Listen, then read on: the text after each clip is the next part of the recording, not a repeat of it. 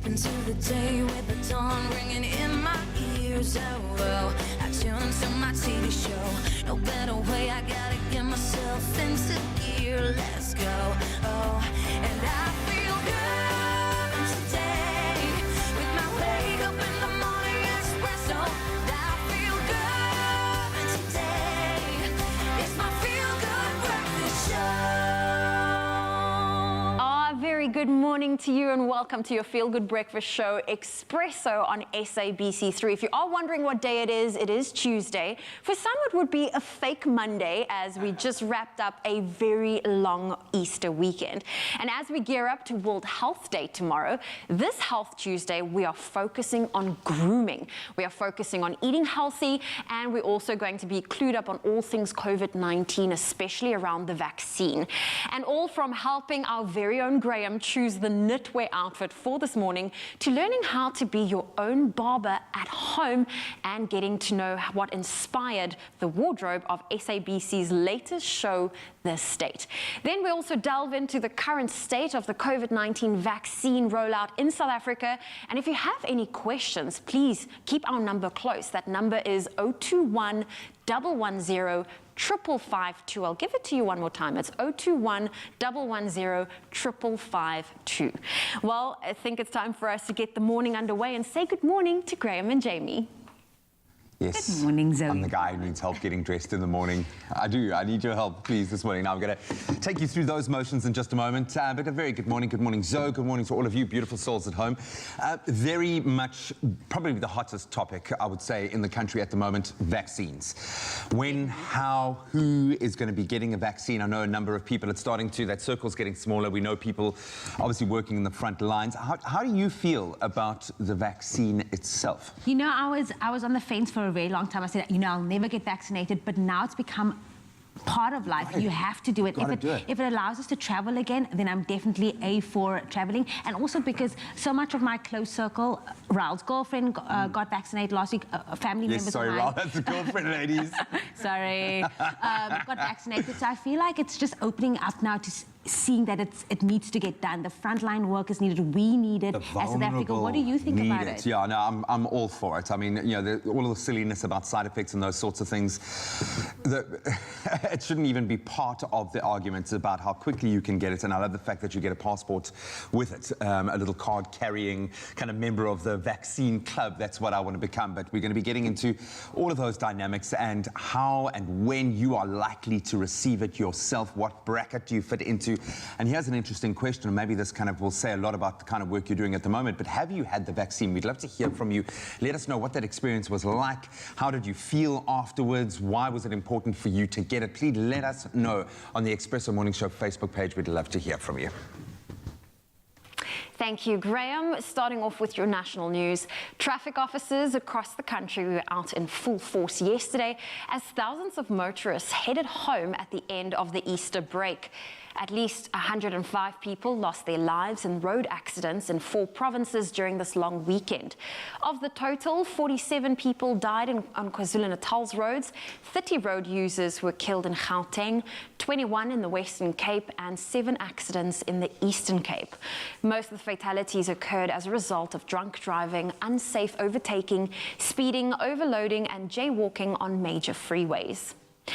And staying with local news, the Department of Mineral Resources and Energy has announced that petrol will increase at midnight tomorrow by R1 a litre in inland provinces, pushing the price per litre to R17.32 and by 99 cents to R16.64 a litre at the coast. The price of diesel in Gauteng will rise by 65 cents per litre and paraffin by 34 cents. The increase is a result of the weakening rand to the US dollar exchange rate, and additional reason is the 27 cents being added to fuel levies coming into effect this month. Moving to news abroad, more than 1,800 inmates have escaped from a prison in Nigeria after it was attacked by gunmen. The attackers reportedly entered the prison yard in the southeastern town of Owerri by using explosives. 6 prisoners have reportedly returned and 35 refused to escape. Police have excused the banned separatist group, the indigenous people of Biafra, for carrying out the attack. Since January, several several police stations across southeast Nigeria have been attacked and large amounts of ammunition stolen. No one has claimed responsibility for the attacks. And staying with news abroad, Canadian singer, songwriter and record producer The Weeknd has pledged $1 million to Ethiopians caught up in the conflict in Tigray. The multiple award-winning star, including 2 Grammys, was born Abel Tesfaye in Canada, the son of Ethiopian immigrants. Fighting between the Ethiopian army and the Tigray People's Liberation Front began in November and has left at least 4 million people in need of aid. The Weeknd said on Twitter and Instagram that his $1 million pledge would go to the UN's World Food Programme to pay for 2 million meals. And now for some news from Egypt of a historic procession. Egyptians have witnessed a historic procession of their country's ancient rulers through their capital, Cairo. The spectacle saw 22 mummies, 18 kings and 4 queens transported from the neoclassical Egyptian Museum to their new resting place 5 kilometers away. Under tight security, the mummies were relocated to the new National Museum of Egyptian Civilization in what was dubbed the Pharaoh's Golden Parade.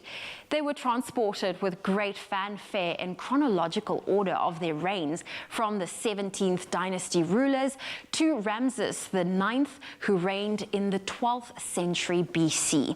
Also, King Ramses II, the most famous pharaoh of the New Kingdom, who ruled for 67 years, is remembered for signing the first known peace treaty. Each mummy was conveyed on a decorated vehicle fitted with special shock absorbers. The pharaohs were placed in special nitogration full boxes to offer protection against external conditions during the move. Road along the route has been repaved to ensure a smooth ride.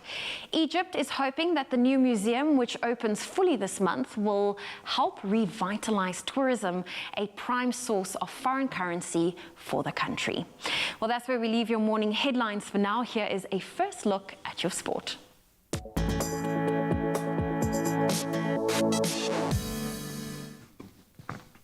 Thank you so much, Zoe. Let's kick it off with rugby and setting the tone for what promises to be an exciting varsity rugby season. UCT's Ikeys, they ended Marty's 25-match winning streak in the Varsity Cup, claiming their first win over their arch rivals in 6 matches.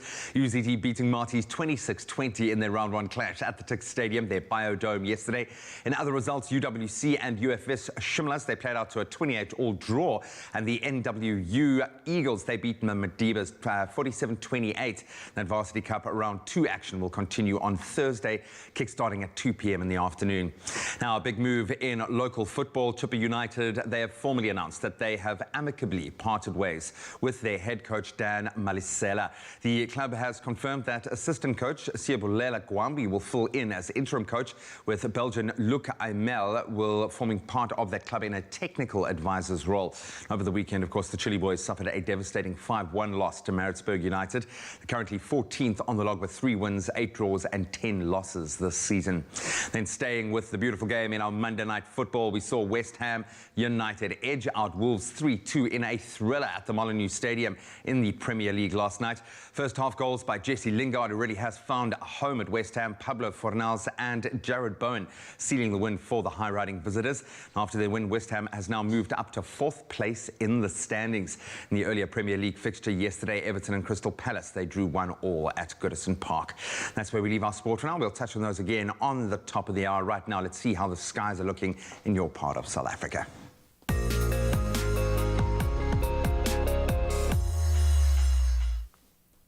And we love showing off the stunning sunrise photos that we receive from you, our viewers. So this morning is no different. Starting us off is Fatah Khan from Richards Bay, showing off the view over the harbour water with the sun rising in the distance. Richards Bay can expect times of sun and thunder showers with a maximum of 24 degrees Celsius. Gregory Noble from George shared this stunning view of the blue and yellow skyline in his area. George today can expect a pleasant pleasant day with a maximum of 20 degrees Celsius. Thank you to each and every one of you for taking the time every morning to share your sunrise photos with us. Please continue to do so, and you can share your photos on the Expresso Facebook page. And while we enjoy experiencing our sunrises from your different parts of South Africa, we also have some international viewers tuning in on both YouTube and the Africa channel in the US. So this morning we report on the weather from San Jose in California. It is the cultural, financial and political center of Silicon Valley, as well as the largest city in Northern California by both population and area. San Jose is one of the world's wealthiest major cities. Well, in fact, it's one of the wealthiest major cities in the United States and the world, and has the third highest GDP per capita in the world. The city also lies between the San Andreas Fault and the Calaveras Fault. It is shaken by moderate earthquakes on average 1 or 2 times a year. Today, you can expect a pleasant day, reaching a maximum of 20 degrees Celsius. And although spring is just in its infancy in America, a group of meteorologists has been focusing on a different time of year, that is hurricane season. And based on current weather data, the forecasters expect this year to be an above normal season for tropical activity. A normal season is considered to bring 14 storms, 7 hurricanes and 3 major hurricanes. The 2020 Atlantic hurricane season was a record-breaking one, with 30 named storms, of which 13 became hurricanes, including 6 major hurricanes. Historically, Florida has been hit by the most hurricanes in recorded history, namely 120, nearly twice as many as Texas, which has sustained the second largest number of hurricanes in recorded history. Florida, Louisiana, and Mississippi are the only 3 states that have been hit by a Category 5 hurricane, and there have only been 3 Category 5 hurricanes in recorded history. The 4 most vulnerable cities during hurricane season are Miami, Key West, Tampa, and New Orleans. Well, that's where we leave your international news and weather update. Let's quickly look at your temperatures here in South Africa. If you're in Polokwane, a partly cloudy day with a low of 13, a high of 26. Mpumbela, 17, reaching a high of 23. Pretoria, 15, 26. Johannesburg, 13, with a high of 24. Mahikeng, 15, 28. Klerksdorp, 15, with a high of 27. Sunny and Kimberley today, reaching a high of 30. Bloemfontein, 12, with a high of 27. Richards Bay, 17, reaching a high of 24. Thunder showers can be expected in Pietermaritzburg at times, with a high of 24 for today. Durban, 20, reaching a high of 24. Rain is expected in Mthatha with a low of 12, a high of 17. East London, wet conditions with a high of 19. Cradock, 11, reaching a high of 25. It's rainy in Gqeberha today, a low of 14, a high of 20. George, 13, reaching a high of 20 degrees Celsius. In the mother city, Cape Town, 15, reaching a high of 24. Worcester, 12, with a high of 28. Partly cloudy in Sutherland today with a high of 23, and Uppington, your low for today is 19 and your high 34 degrees Celsius. That's where we leave your weather for now. Another update coming your way at 7 o'clock. Well, you can definitely feel it is in the air. The seasons are changing. A bit of that winter chill has kicked in, so the knits are definitely coming out en masse at the moment, and we love it. Some fantastic designs available at Woolies at the moment. I've been able to explore a lot of them on the show, but this morning I just can't decide. I need your help. So here are my choices, and you're going to help to dress me like the mannequin that I am this morning. So we've got a great polo neck here with a lovely cozy knit, nice traditional, I think a regular fit with a ribbed finish. Cool, it's classic. And then we've got this beautiful blend here. This is what I love. It's a cotton blend knit with a cashmere blend thrown in there as well. Some color blocking. Beautiful, quite like this one as well. So really great choices, but the choice is yours. Help me decide. Let me know on our Expresso Morning Show Facebook page which of these jerseys you think would complete the outfit for me this morning. We'd love to hear from you. And of course, if you want to get yourself set for the new season, there are amazing new knit trends and an amazing range at Woolies, and you can shop in-store, online, or on the amazing Woolies app. Well, we're going to be celebrating World Health Day throughout the show today. Of course, it's happening tomorrow, but Dr. Darren Green is in the house and a whole lot more, so you want to stick around. Oh, you can make my day.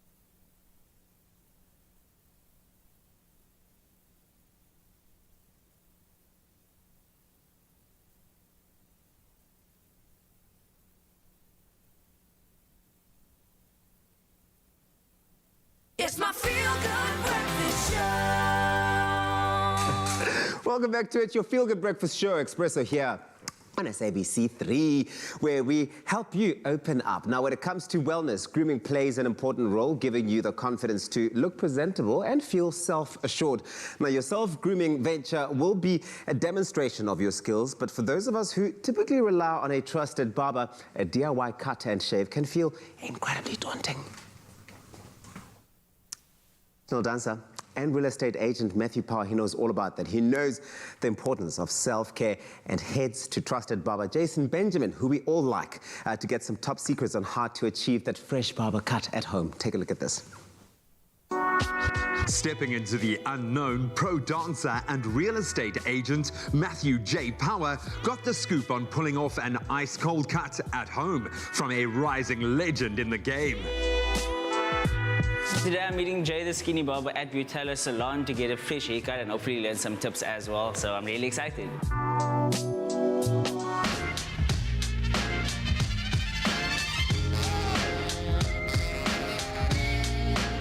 My name's Jason.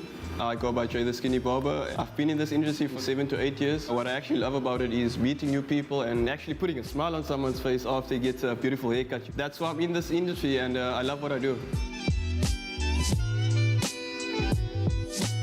Walking in today, I'm feeling excited, a little bit nervous because I've never cut with Jay before, but I know he's one of the best. I've seen some really good cuts from him, so I'm excited. So the biggest challenge for me was during the lockdown. A lot of people don't have the choice of coming to the barbershop, so they had to do like the hair from home. And now that barbershops are open, so people come over, they get the haircut done. But my advice to a person that wants to do his haircut at home, just grab the clippers and take it easy. Matthew has an ethnic type of hair, so what I would do is I'd like him to cut a high top. So you keep it short on the side, maybe a number 1.5, nice skin fade, and you just box it up on top. So today I'm going to be getting a low fade high top cut. That just means a fade on the sides and then leaving the top as it is and just straightening it out. So when I'm shaving at home, what can I do to avoid getting razor bumps? Well, I'd say that not a lot of people can shave with blades, but like if you shave with a blade, just throw it on your palms of your hands, rub it together and just tap it on wherever the rash was or where you think a rash is gonna appear.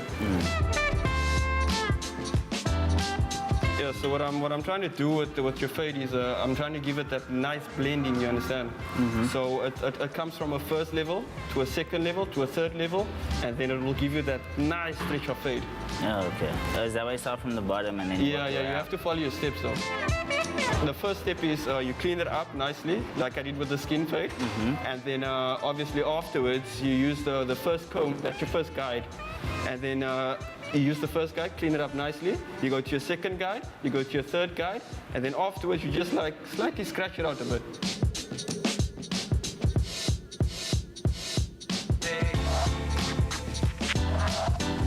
So today I learned a lot about fading. I finally know how the fading process works, like starting at the level 1 and then working up and kind of fading it through. I also learned more about shaving, like knowing that you have to have a good sharp blade and you have to have good shaving cream as well, and then also just knowing how to avoid razor bumps by applying aftershave afterwards. So those are definitely tips I'm going to take home with me.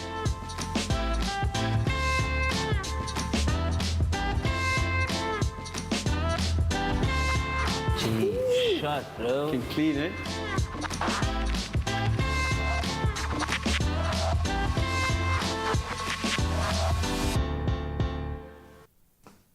Looking fresh, right? That's how you do it, the big way. And that's all about making sure that your face looks smooth and feels good, because when you do that, you approach the world in the smoothest possible way. Share with us your shaving adventures, maybe your grooming adventures as well, using the hashtag Expresso Show on our Facebook page, Expresso Morning Show. Smooth, that's how you do it. 2 flexible blades for a smoother shave. Open blade architecture for an easy rinse. Choose Bic Flex 2 for a closer, smoother shave. Oh, well, listen, a little earlier, Graham asked you to help him choose the right knitwear to wear for the show. And I see you already put one on. Is that your favorite? Or we haven't even revealed the poll. Yeah, no, the guys let me know that the cashmere is the one. It feels amazing. It feels beautiful. Thank you, man. Thank you. I love the color blocking.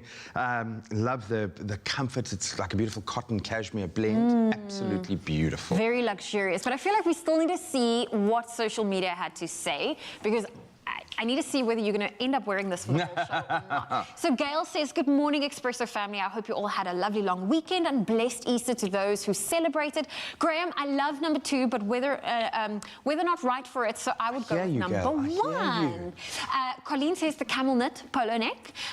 Colleen also, another Colleen says, good morning, family. Color block pullover would look stunning. I agree with you, Colleen. I agree with you. He's already wearing it. No, the standing joke in the studio is I struggle to wear polo necks. It's hilarious for some reason to some, like Jamie. But I actually would have loved this one. It's got a great look to it. Color block, camel knit polo neck. What do you know, Pumlani? Come on, man. You can't say that.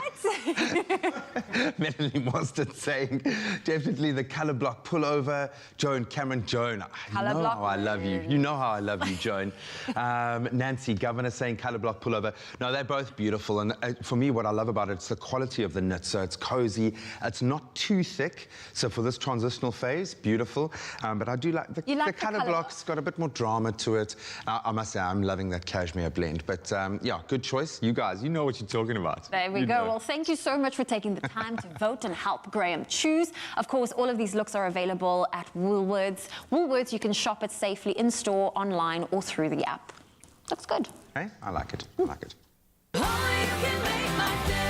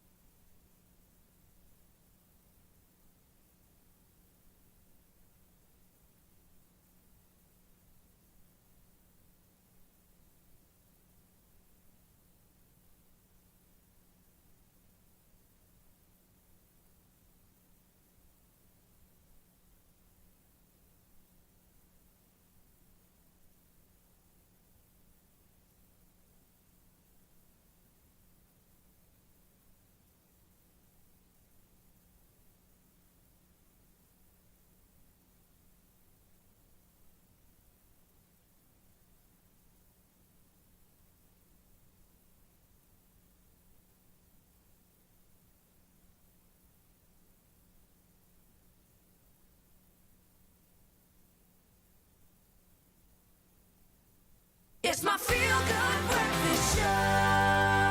Now we're about to find out a little bit more about what goes into building the world of the new SABC3 primetime drama, The Estate. You've got to say it like that. The Estate. And right now we are being joined via video call by the head of department of their wardrobe superstars, Pindile Kazwane Mlambo, to discover what goes into styling the looks of this diverse range of characters that we're going to get to know incredibly well.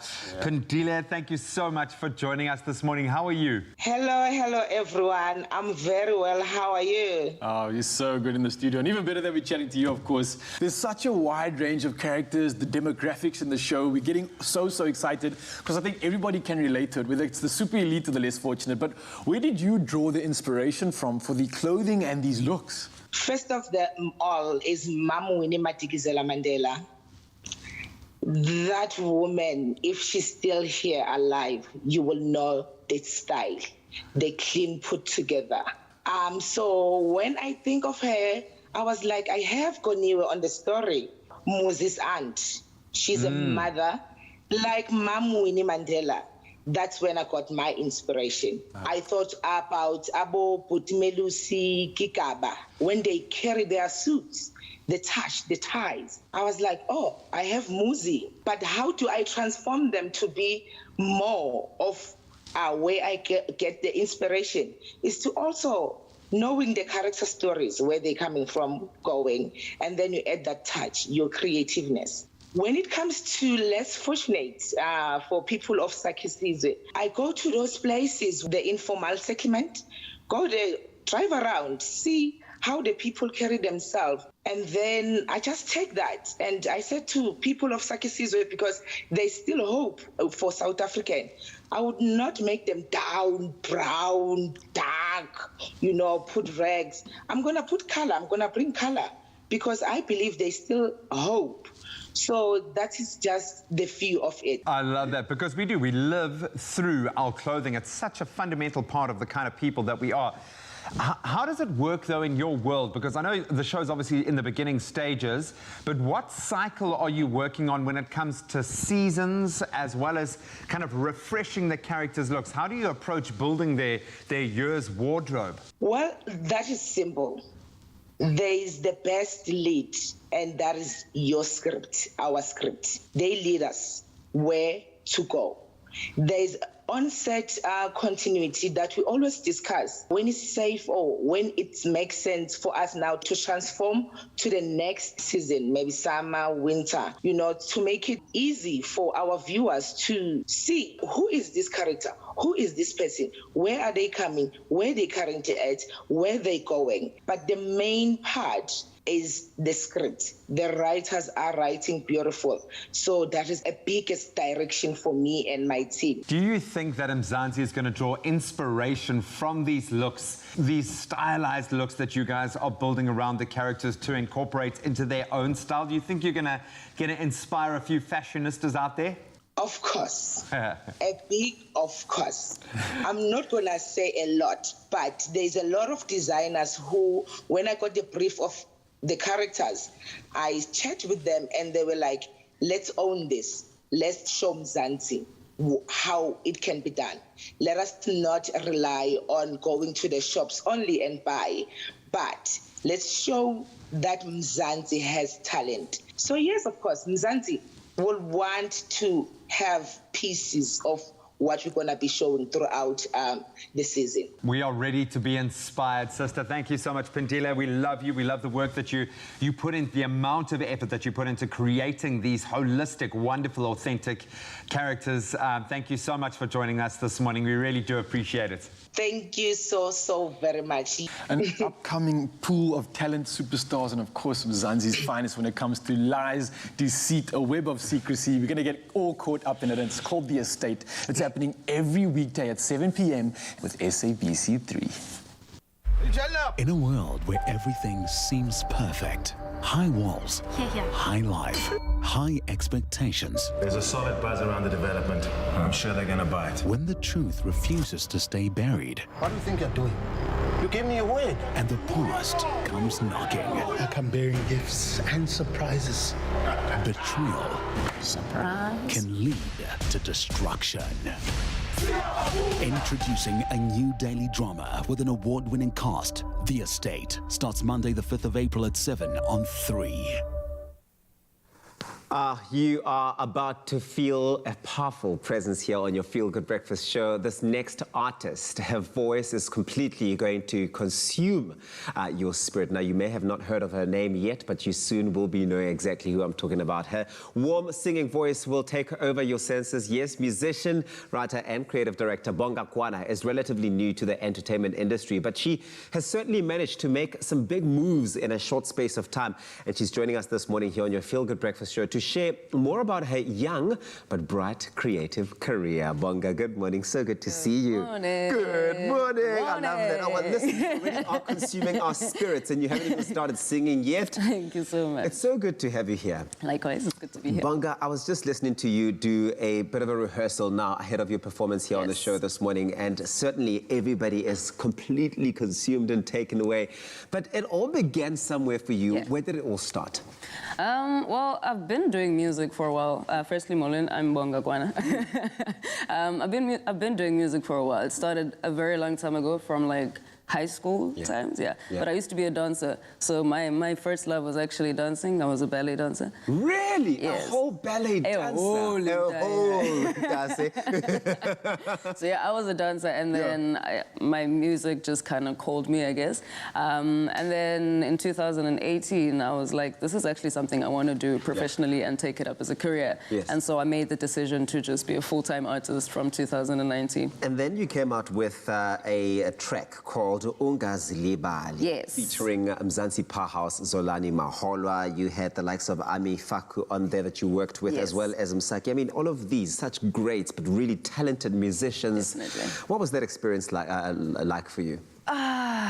Honestly, it was a surprise because we had a show to do together, and we were with the same, I guess, company, so to say, distribution company. So it was just a matter of, hey, we're going to do a show together, and then they put us in studio, and then music happened in studio. But I mean, initially, my first reaction was, do I deserve to be in this room? And when I walked in, I was like, I definitely deserve to be in this room. And here's the thing, these are all absolute powerhouses, but the thing about you guys is that there's such a similarity between you guys, but also you are also unique in the way that you're able to bring whatever it is that you're bringing to the table. How were you able to piece it all together? That must have been so, challenging because also strong. It started from absolutely nowhere. Like Zolani started like humming, like she did a and then we all just kind of hopped onto it and snapped onto it. And then each person just came in with a verse, I guess, and then a song came out. We weren't even supposed to be doing a song, actually. We were just in studio because we needed to get to know each other. And then this song came out just from a simple hum and a few clicks. And then there was a song where everyone just contributed a verse, and then the following day we performed it together, and then it was a song. It sounded amazing. And then you had that song, Zwakazi, which was a queer love song. I have to tell you this, that I absolutely love it. That song went on to obviously feature in the SAFTA-nominated film, Womanhood. Why was it so important for you to lend your voice in that platform and to use your platform to be able to do that?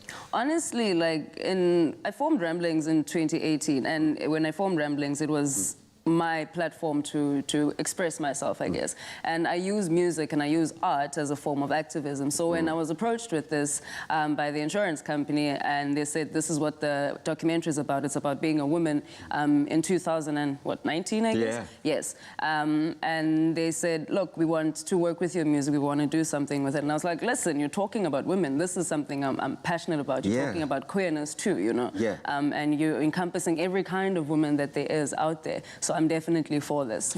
Ramblings is Ramblings of a Black Queer Woman is an incredible platform, and it's coming through and really just shining under the spotlight during a very difficult time for all musicians in the country, and I think for all people. Why is it so important to have a platform like that that really does provide an escape, but also a platform for people to express themselves in the way that they do? When I created Ramblings, I needed a voice. I needed an outlet. So I created this platform, and essentially it was for me to just shout and say whatever I needed to say to whoever who wanted to hear it. And I did that through music, through poetry, through performance, and all of this. I guess the importance of it was my mental health. It began from a point of, hey, I need to get some stuff out, and I need to do it in a creative way, because that's the best way I know how to express myself. I've always been a creative, I've always been a performer. So I then created this platform so that I can actually express myself, and it lended itself to something even greater than what I expected. Absolutely. What are some of these ramblings of a Black queer woman? What does she ramble about? Everything to do with queerness. I'm an activist of mental health. For mental health. So I talk a lot about that. I talk about being queer, being a Black woman, being a queer woman in South Africa, navigating it essentially. And I talk about music too. Ramblings is just a platform to not stop talking, because for me, conversation is what moves us forward. We have conversations and they enable us to grow. And this is essentially the whole point of Ramblings, to talk enough that we move from one point to another and we grow. I love that about you. I love that your story, you're able to take that and share it with people, because we all find that we can find ourselves in all of these ramblings that you come out with. But also that you don't just limit yourself to South Africa, you're sharing your voice and yourself with the world. And we don't only sit here enjoying you without the rest of the world knowing what's happening over here. You went and did this collaboration with Sofa. Yes. Which you then, yeah, you're like, which was filmed. You did this at the Norval Foundation. Yes. Can't think of a better place for you to do that. Wow, how did you even, that opportunity, how did that happen? How did it land at Terminal A for you? Hey, 2019 was a good year for me musically. I met Platoon and we signed a distribution deal for my music. And then Platoon hooked me up with Bridges for Music. Yeah. So Bridges then, it was in its first year actually, they were just opening the academy. And Bridges for Music was like, hey, we have this opportunity, everyone can submit their music. It's for the Nando's Music Exchange in London. Yeah. And so they gave us the same sets and they were like, do whatever you want to do, make it. You took it. And I took it. And you took it. Look at you owning it. And then from there, I guess the connection with Bridges for Music just lended itself to this, because I was then able to navigate all of these spaces like, hey, dude, I went to London for this thing, so come on, listen. An international Queen Bonga Kwan. Listen, we love your story and we love that you're here with us this morning and you're going to be sharing so much of yourself with us. Trust me, you do not want to miss what Bonga has up her sleeves for you. She's going to be performing right here on your Feel Good Breakfast show throughout the morning. So don't move a muscle and keep connecting with us on Expresso Morning Show SABC 3 to let us know what you think of Bonga, her story, and of course her music as it comes through your TV screens.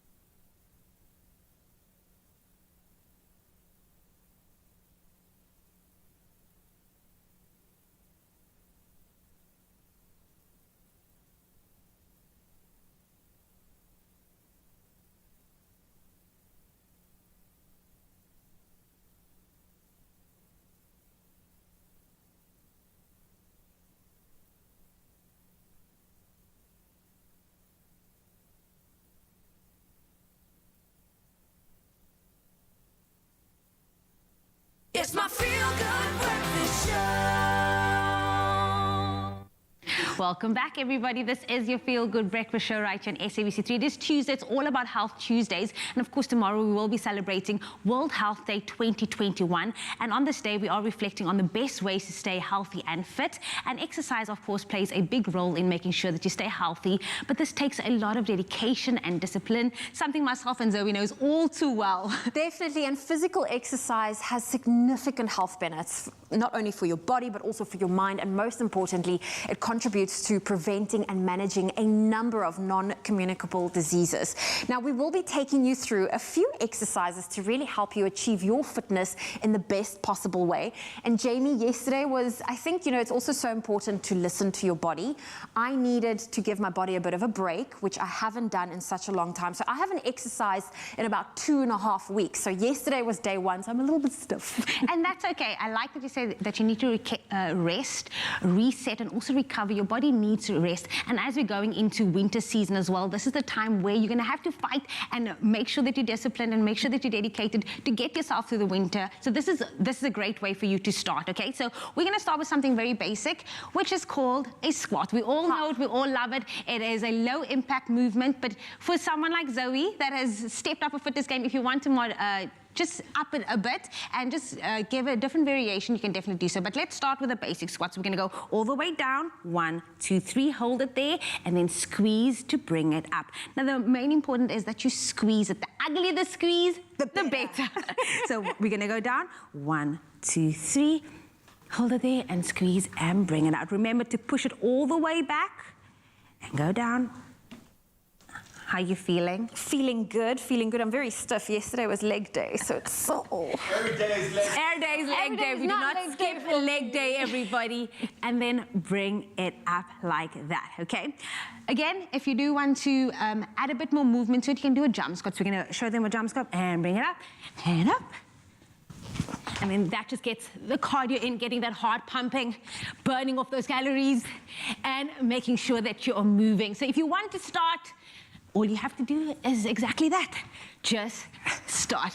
And you know what I've been doing to really just elevate some of the, I don't want to call them basic movements, I add ankle weights. Oh. So really it just adds a little something to what would have been a standard movement. Wow, you're next level, you're next level. So the next movement we're going to do is going to be a lunge. So you're going to lunge forward and you're going to give me a twist. So twist to the left and bring it back in.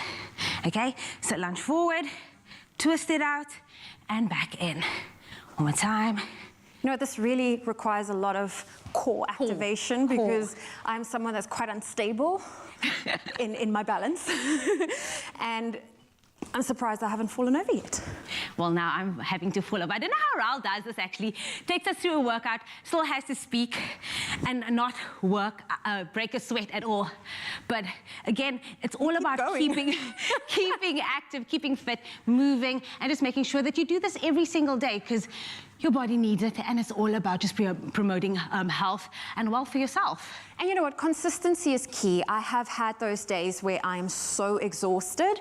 So just doing a little bit is better than not doing anything at all. Exactly.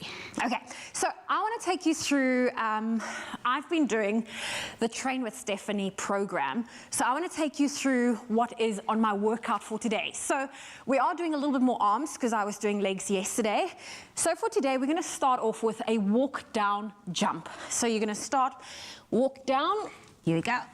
Get into that all fours position and then back up and then end it off with a jump. Ooh. And then you go down. And how many of this would you do? So she loves to change it up and she has a timer set up. So you would set your timer for 20 seconds, do it for 20 seconds, and then until the timer stops, that's when you stop.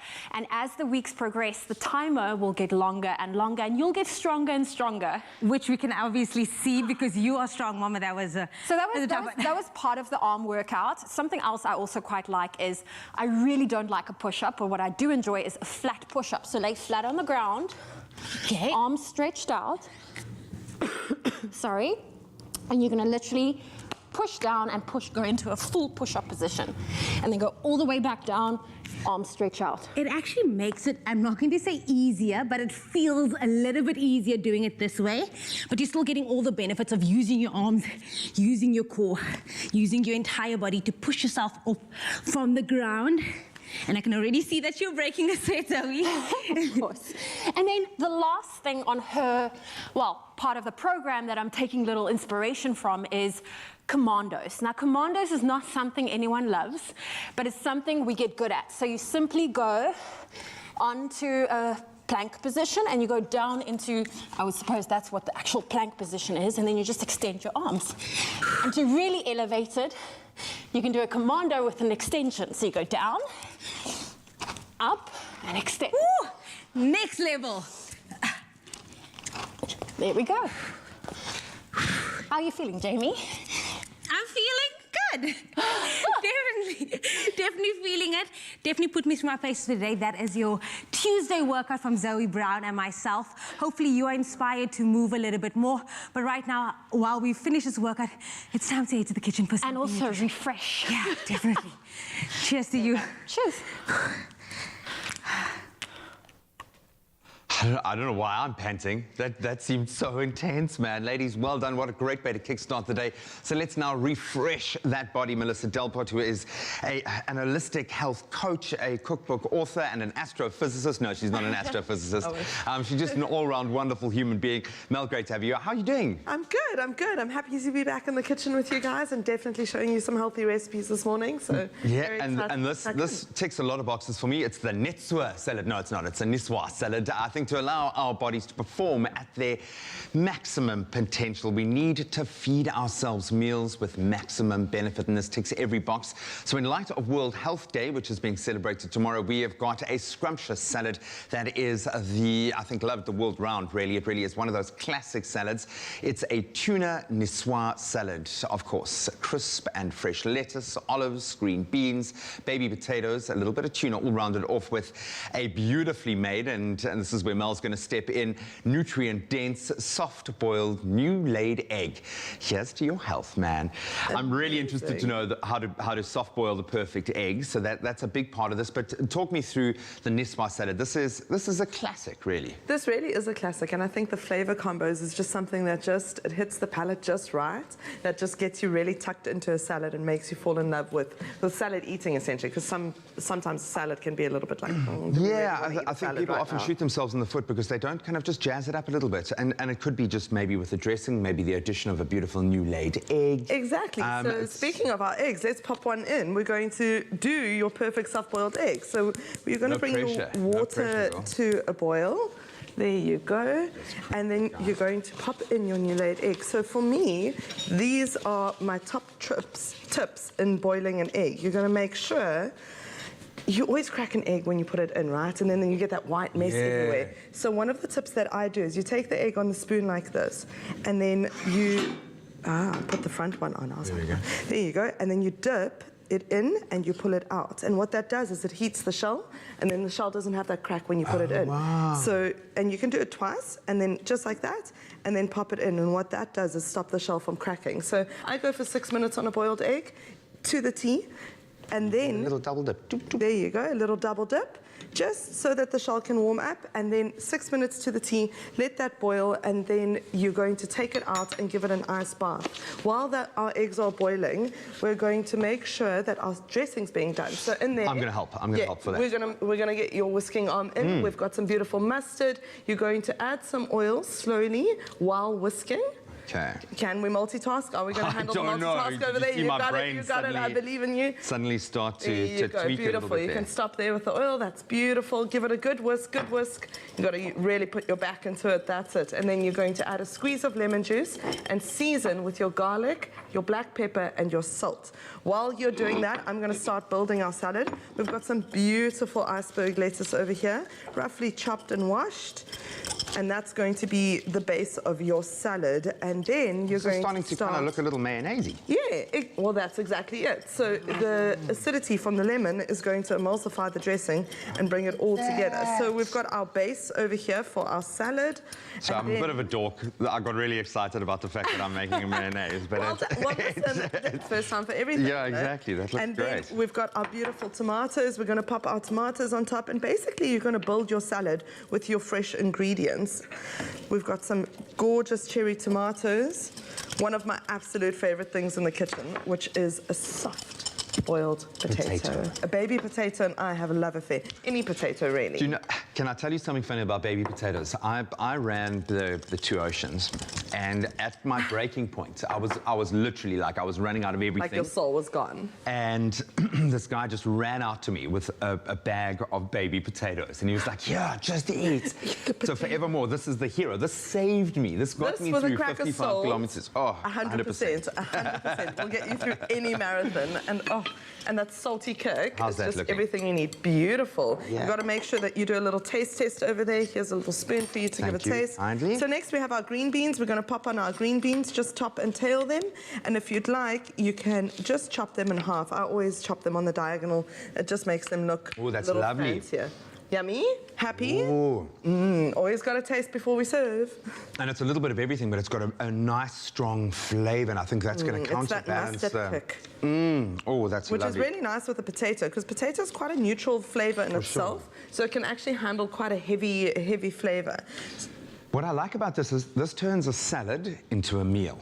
Yes. You know, this kind of gives it that, obviously from a health perspective, you're ticking all the boxes, and we know the amount of nutrients that are contained in the treasure chest that is an egg, and you want it to be fresh. And I love the fact that New Laid, they collect every day so that you get that New Laid freshness every single day. 100%. And they're very conscious about how they treat the star of the show here, being the chicken, which is vitally important to me. So important. And I think there's so many misconceptions as well when it comes to separating your eggs and your egg whites and not having your yolk because it's got cholesterol. But it's actually healthy cholesterol. It's actually really good for you. So I'm not a big believer in have the egg white and, you know, discard the yolk.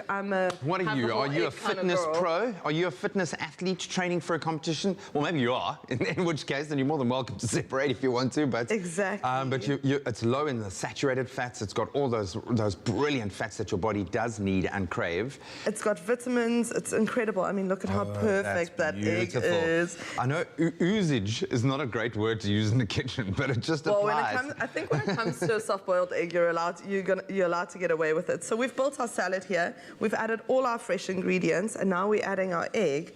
And then finally, we're going to top it off with our tuna and our dressing. So you need to get ready to add your gorgeous dressing that you've made.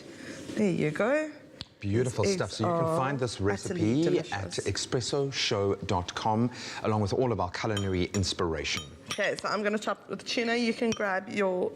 Oh, we'll have to use the spoon, and then we're going to just drizzle it over, and that is really how quick and easy it is to be healthy. Who says healthy cooking has to take hours? It really needs 6 minutes, because that's how long your eggs will take. I'm officially calling it the Netsua salad. Exactly. Netsua salad. There you go. Beautiful stuff. Thank you so much, dear. And as I said, you can find this on expressoshow.com. And you can start creating. I'm going to try and get this as liberally spread as possible. Yeah, give it a good swish. It's got everything. Crunch, it's got texture, it's got bags of flavor and every nutrient that you could want to cram into your body. Melissa? Bam. Just like that. That's how it's done. Absolutely.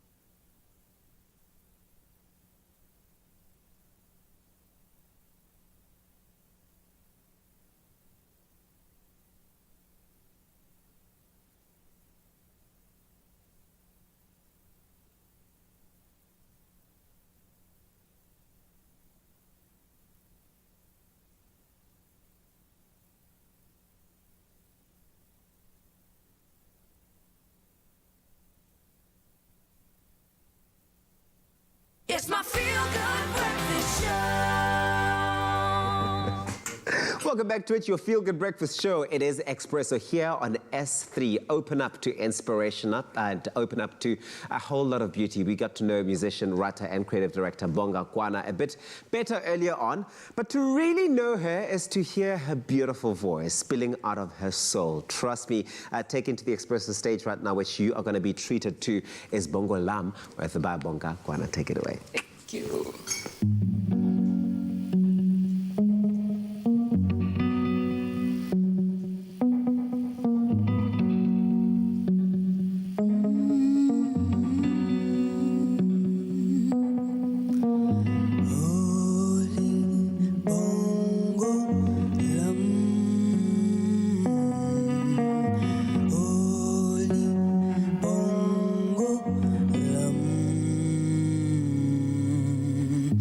Oh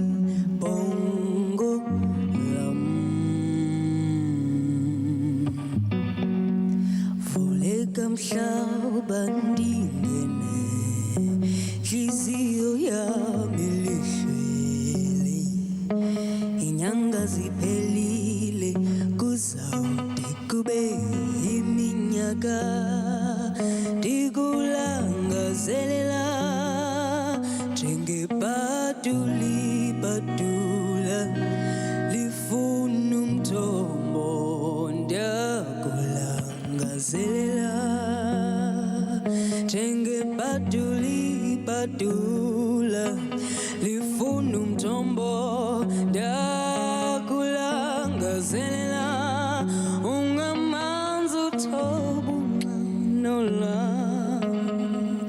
ondiphilisa ngaphakathi xa ndinawe andiswele nto kudala ndijonge enkalweni ndakuvuyiswa kukubona uncumo lwakho ndiyafunga ngawe ndizibethi sifuba ulibhongo lam isibonelo sam ndaze ndakubona ukhazimula ukhanya njengelanga ebusika ulibhongo lam isibonelo sam ndaze ndakubona ukhazimula ukhanya njengelanga ebusika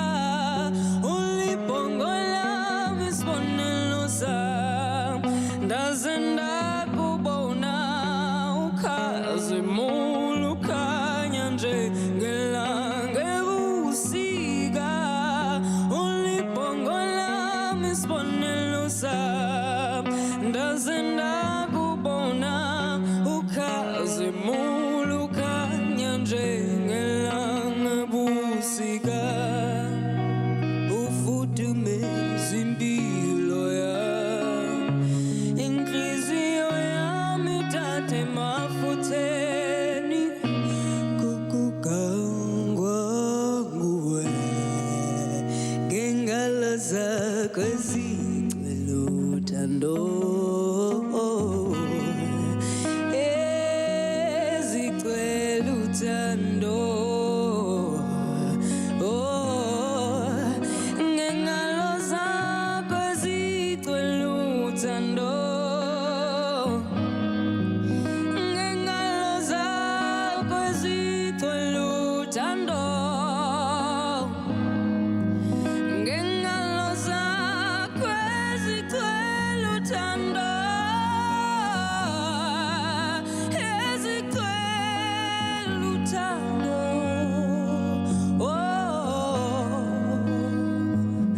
ezigcwele uthando ezigcwele uthando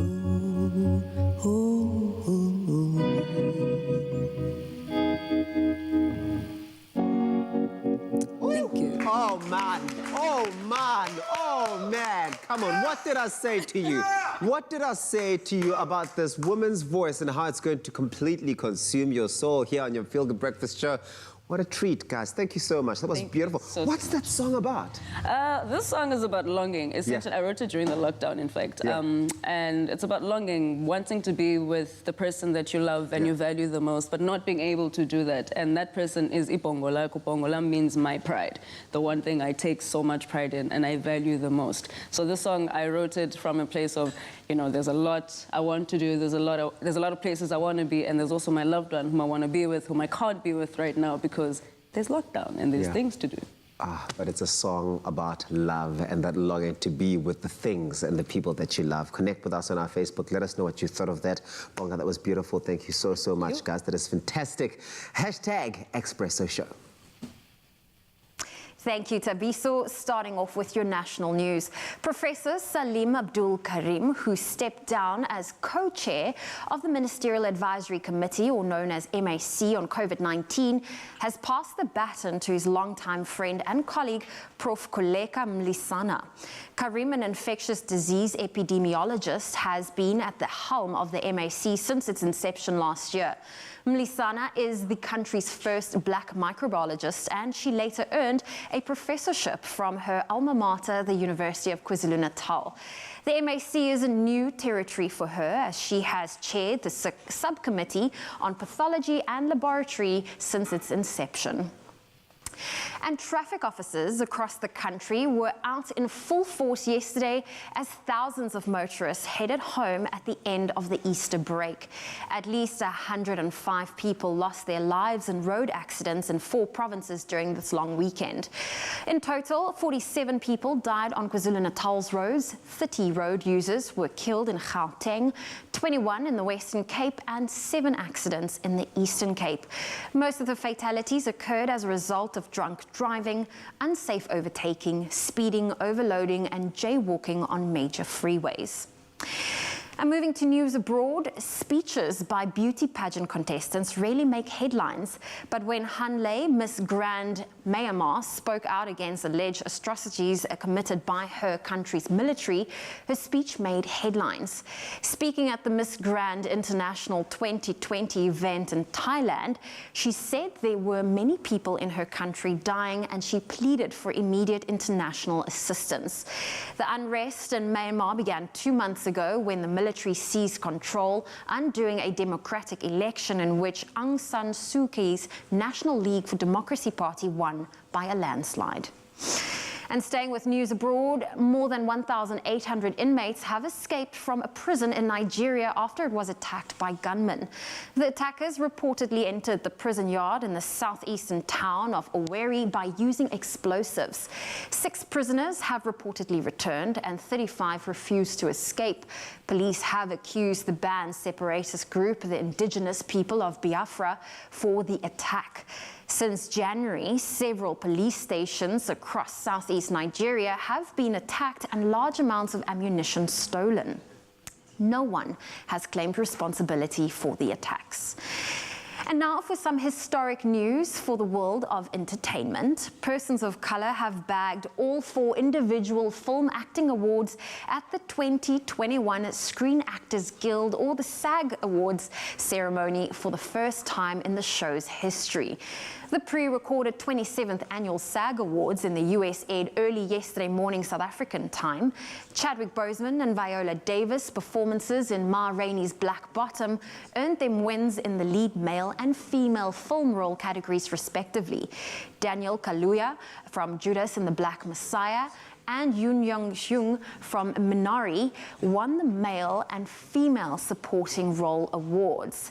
The Trial of the Chicago 7 bagged the top prize, the cast in a motion picture accolade. And before Boseman won his posthumous lead actor award, he had already made SAG Awards history as the first person to receive 4 total nominations in a movie category in a single year.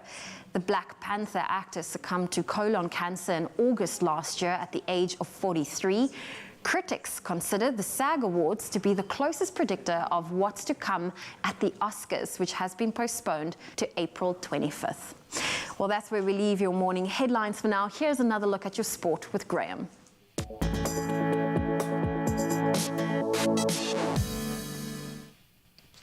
Thanks so much. So let's start with rugby, setting the tone for an exciting season. UCT's Ikeys, they ended Marty's 25-match winning streak in the Varsity Cup, claiming their first win over their arch rivals in 6 matches. UCT beating Marty's 26-20 in their round 1 clash at the Tuck Stadium, their Biodome, yesterday. In other results, UWC and UFS Shimlas, they played out to a 28-all draw, while the NWU Eagles and the Madibas, of course, they got the win over the Madibas, 47-28.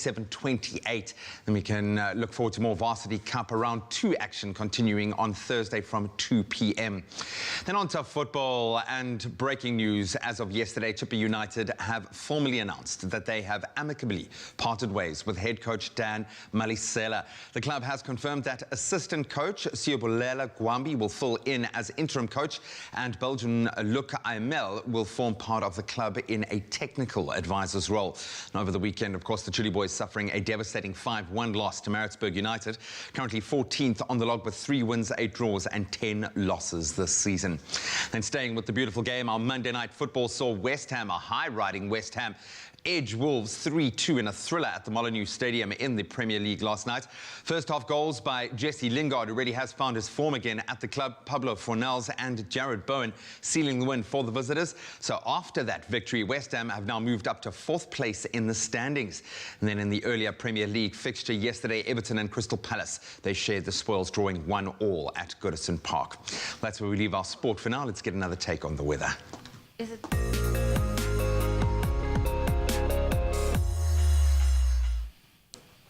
And we love featuring the sunrise images that we receive from our viewers.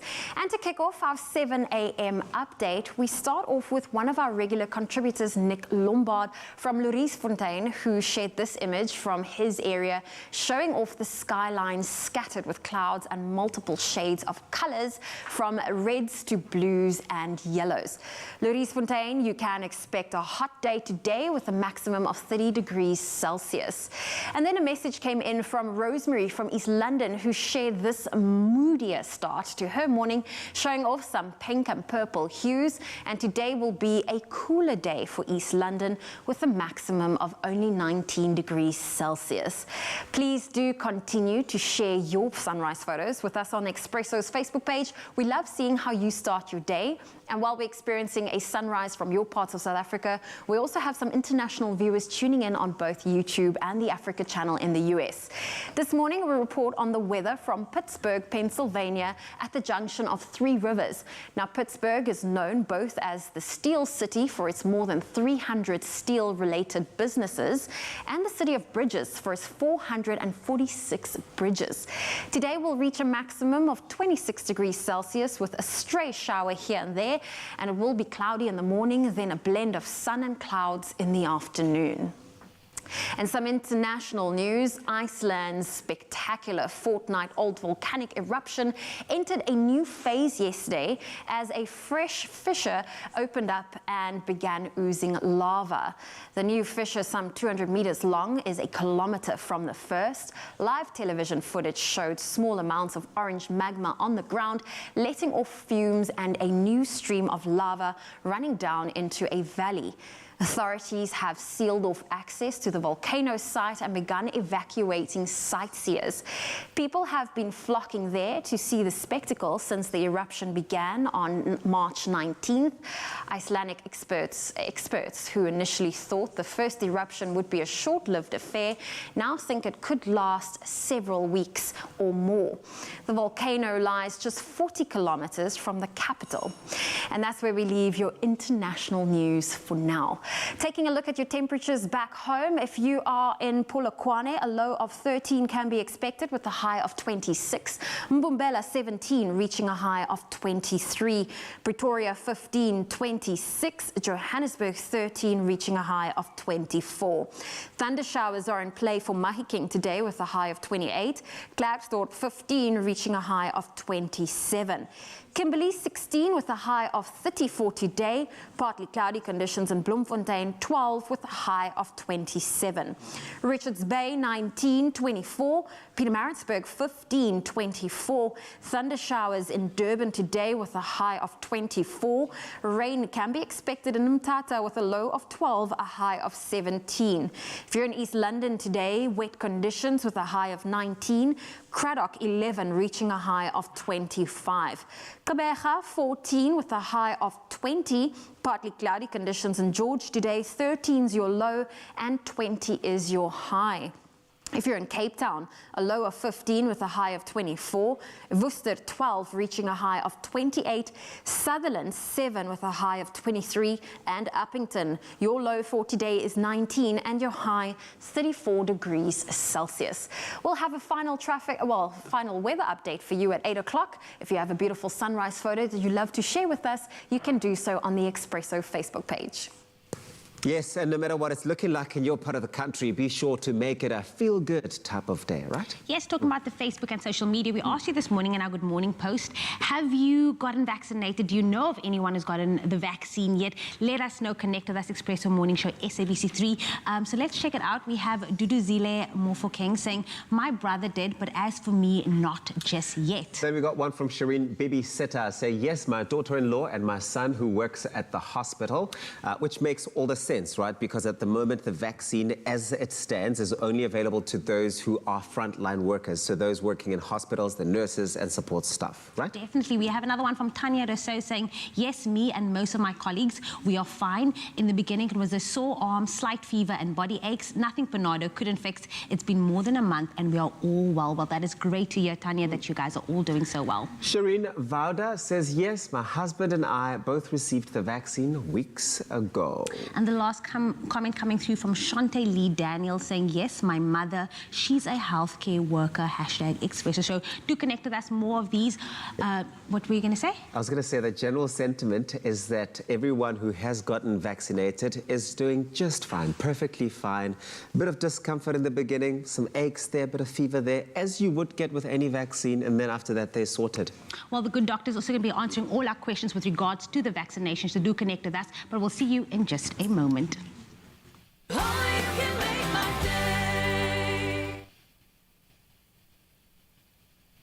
Please tell him I had to.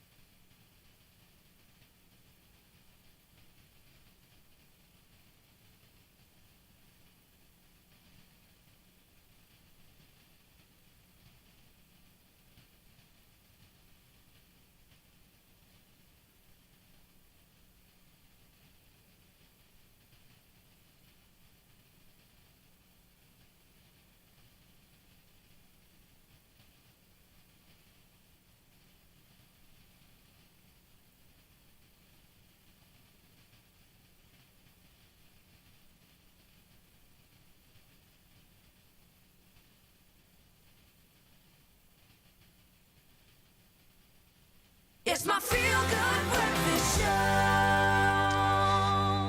Welcome back. Thanks so much for keeping it a lot. So these past few days have seen many South Africans stocking up on marshmallow eggs and hot cross buns while calling up the family to get together for one of the longest weekends of the year. However, our next guest is one that I think has experienced adventures on a whole different level and is someone that I think has had probably her life changed on the most fundamental way. I'm talking about KZN pupil Thea Juanita Ernest, who embarked on the journey of a lifetime to Antarctica with none other than the man who has made it his life to go to these strange places and absolutely loves it. Rian Mansu is a motivational speaker, author, and great friend of us on the show. You've done what I think many adventurers will plan most of their life for, to go and do.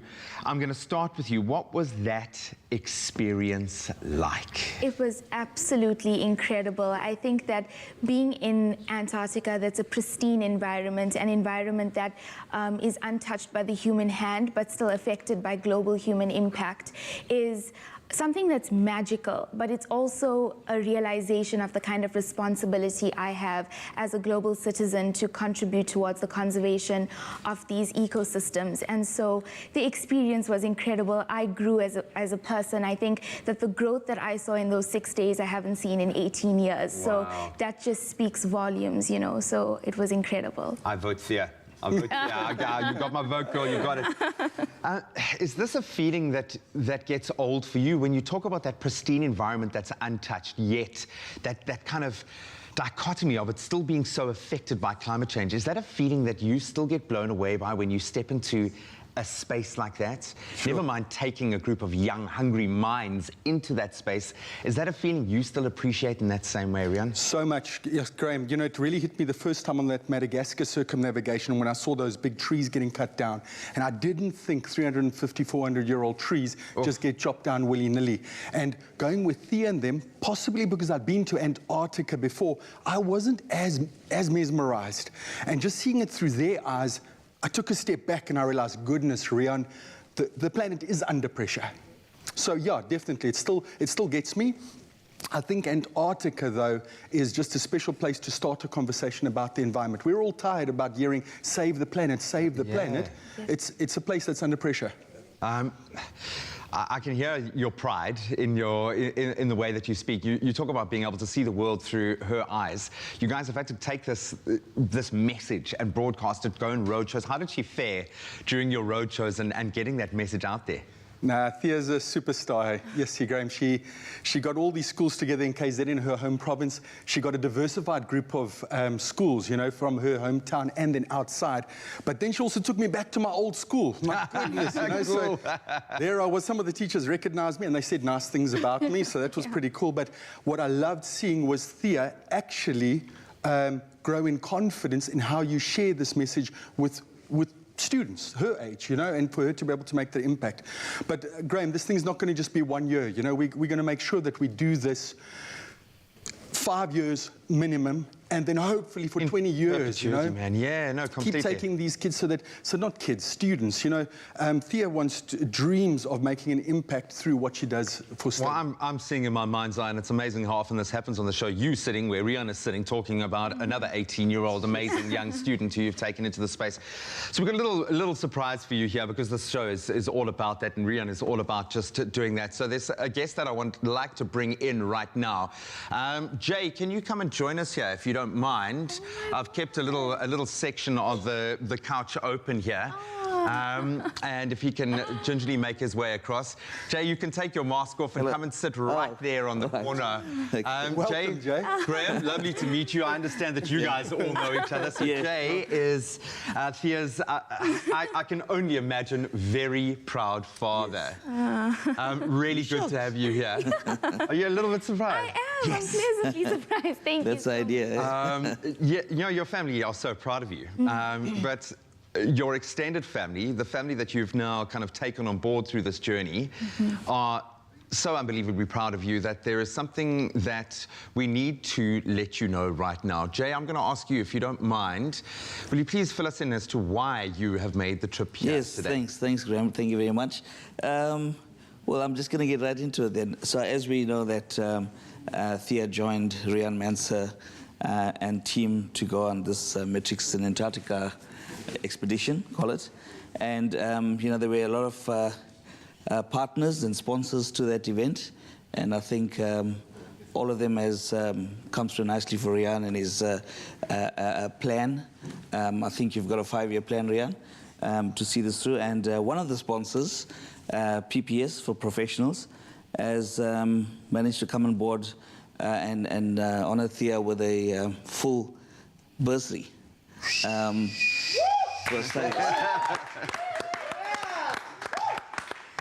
So yeah, so we're so proud of you know, not only Thea's accolades and accomplishments, but also for teaming up with Rian Manser and his amazing team and initiative. So look, I don't know the details and the mechanics of it all and when it's all going to kick in and what's happening, but I think Rian can tell us more about that. Unlocking potential. From today, your lunch is paid for, okay? So it's all taken care of. You know, PPS is like it's the home for graduate professionals. I think they want to make sure that we can get more and better graduates coming through the system. Thea is absolutely that target market. She's going to change the world. I know it. You talk about 18 years' time, Graham, you're going to be a very old man sitting over there interviewing her and the person she's going to take. I have no doubt. There's nobody more deserving. Very, very proud of her, and we're just so glad. And also for their family. You know, Jay loves his daughter and loves his family.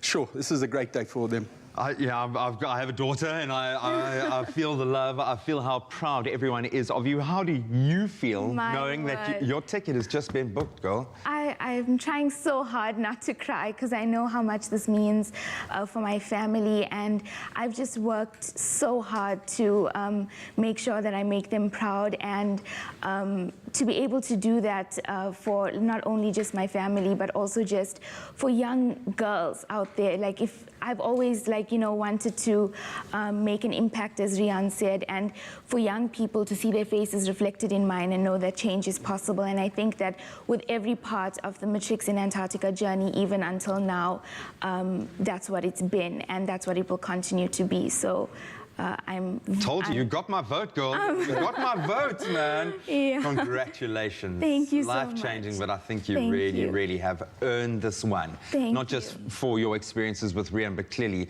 a life devoted to improving yourself and improving the lives of others. Yes.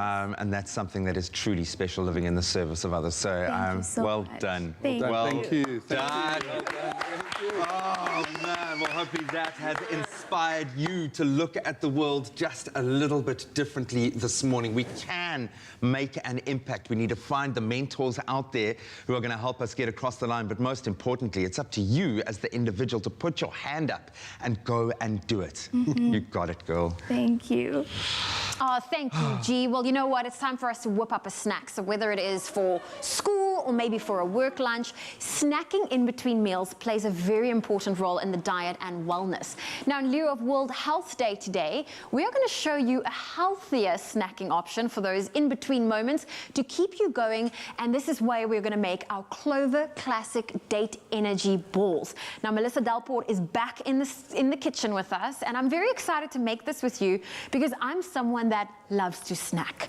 I'm constantly nibbling on something, and I'm seeing such beautiful ingredients in front of me. You're preaching to the choir about snacking. I'm a big believer in constantly grazing because it stabilizes the blood sugar and stops us from sort of that overindulgent big meal that leaves us feeling way too full. So this is really a smart recipe. So let's tuck in. We've got some beautiful dried fruits. Yes. Obviously our dates, which have been pitted. Always make sure pitted and roughly chopped, and some raw nuts. And you're going to pop them all for me into the NutriBullet cup. There we go. Getting them ready to blend. Now, this can be quite a workout because it doesn't have liquid. So once we pop everything in, you'll see that you kind of start to blend, stop blending, mix it around, start to blend, stop blending, mix it around. You just want the mixture to get as close to the blades because as it goes, you'll get that moisture from the dried starts to whip together. Can I add everything? Add everything in, and you're going to blend. And in the meantime, I'm going to grab our beautiful yogurt, and we're going to pop our yogurt into a pot over here. So we are using our Clover Classic, which is also now available in those teeny tiny little tubs, which makes it for packing into school lunches so much easier and really just making it easier to snack. There we go. There you go. Upping the noise. So we're going to add in here our yogurt, and then we're going to add in a quarter teaspoon agar-agar, which is actually the vegan version of gelatin. So you can use gelatin if you'd like. Is it called agar-agar? Agar-agar. I know, it's double the fun if you say it twice. So you're going to add in the agar-agar, and then what you're going to do is you're going to mix it around. There you go. So you won't take it, your Clover Classic yogurt as is. You will first pop it in there, the agar-agar. Why are we adding the agar-agar to? We're adding the agar-agar because it sets it. Okay. So the yogurt by itself won't set, but what we're going to do is once we add the setting agent and we warm it slightly, then what it does is it turns into something like this. Oh, there we go. You can see over here. So that is our finished product. We're going to let this one just warm a little bit more, but you don't want to overheat it because then it won't set. Okay. So make sure it's just warmed, and then you can stop. And once that cools down, it will set to this product. There we go. So then you're going to take your date balls, which we've got here that are. So what would have happened is I would have kept blending it, blending it until we had more moisture. If it gets stuck, you can add a little teaspoon of water just to help it along and give it some juice. And then you're going to take your date ball, you're going to pop it in, and you're going to cover it. Smother it. Smother it. Smother it. Really get it in there. And you're going to cover it with the yogurt, and then once it is ready and beautifully covered, let's take some practice over here. Then you're going to take it out and just pop it on the plate. There you go. And then we've got some freeze-dried. You can be the decor lady. How's that sound? You just do a little bit of a... There you go, a little bit of a sprinkle. Chefy.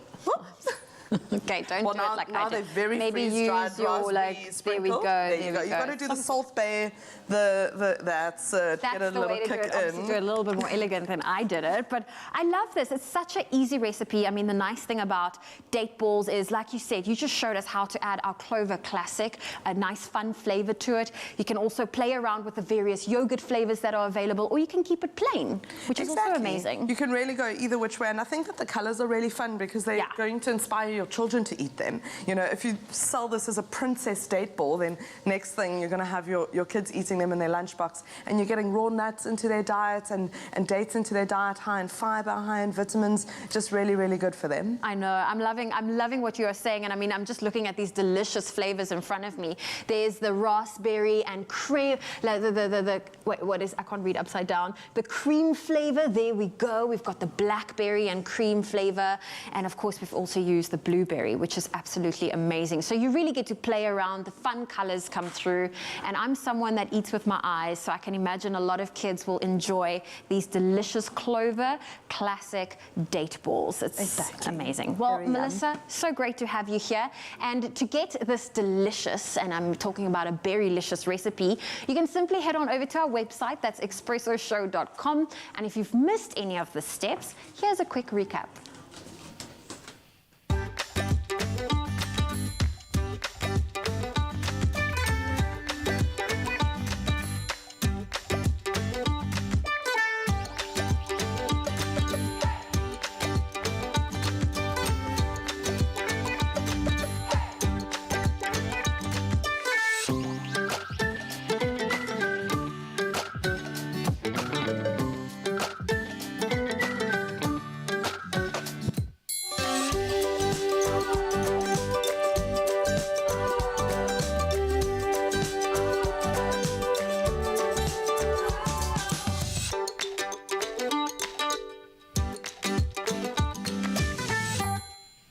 Made with love by Clover. So, we've had classic fashion from Timby, classic cars, thanks Chad, and we've seen classic hairstyles. And you, Michael? Classic. A classic range from Clover. Timeless taste. Made with love by Clover.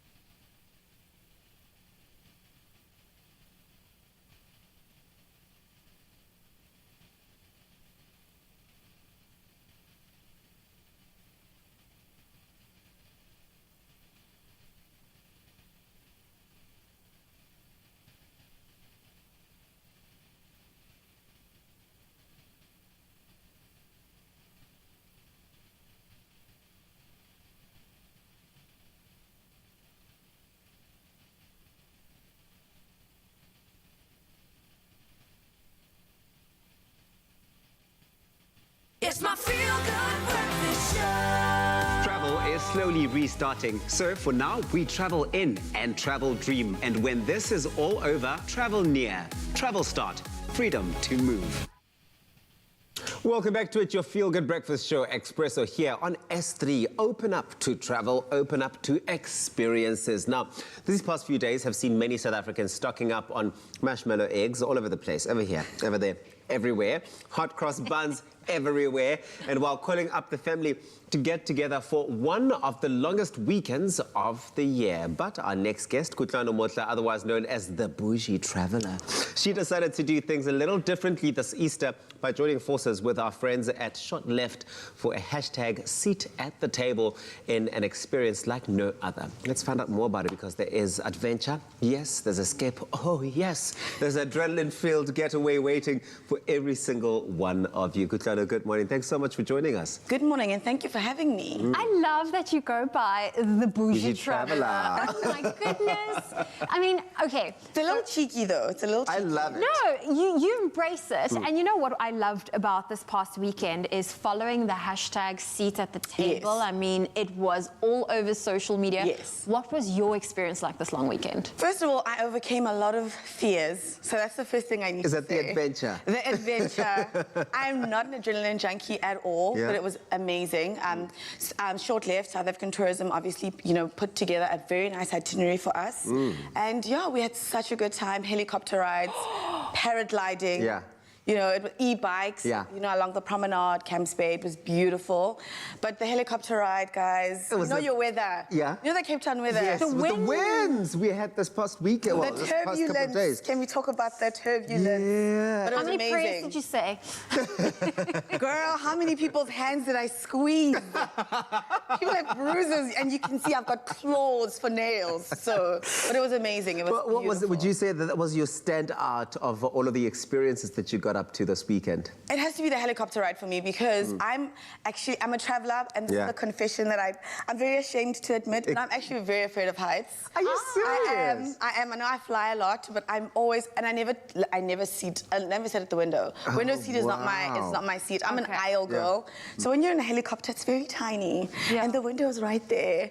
But it was amazing. So that was my highlight, to be very honest with you. The helicopter ride was beautiful, and obviously meeting amazing people was also really great. So I had a good time. I love that. Now, for South Africans, you know, that want to experience these pocket-sized little adventures, what would you recommend for them to go and do?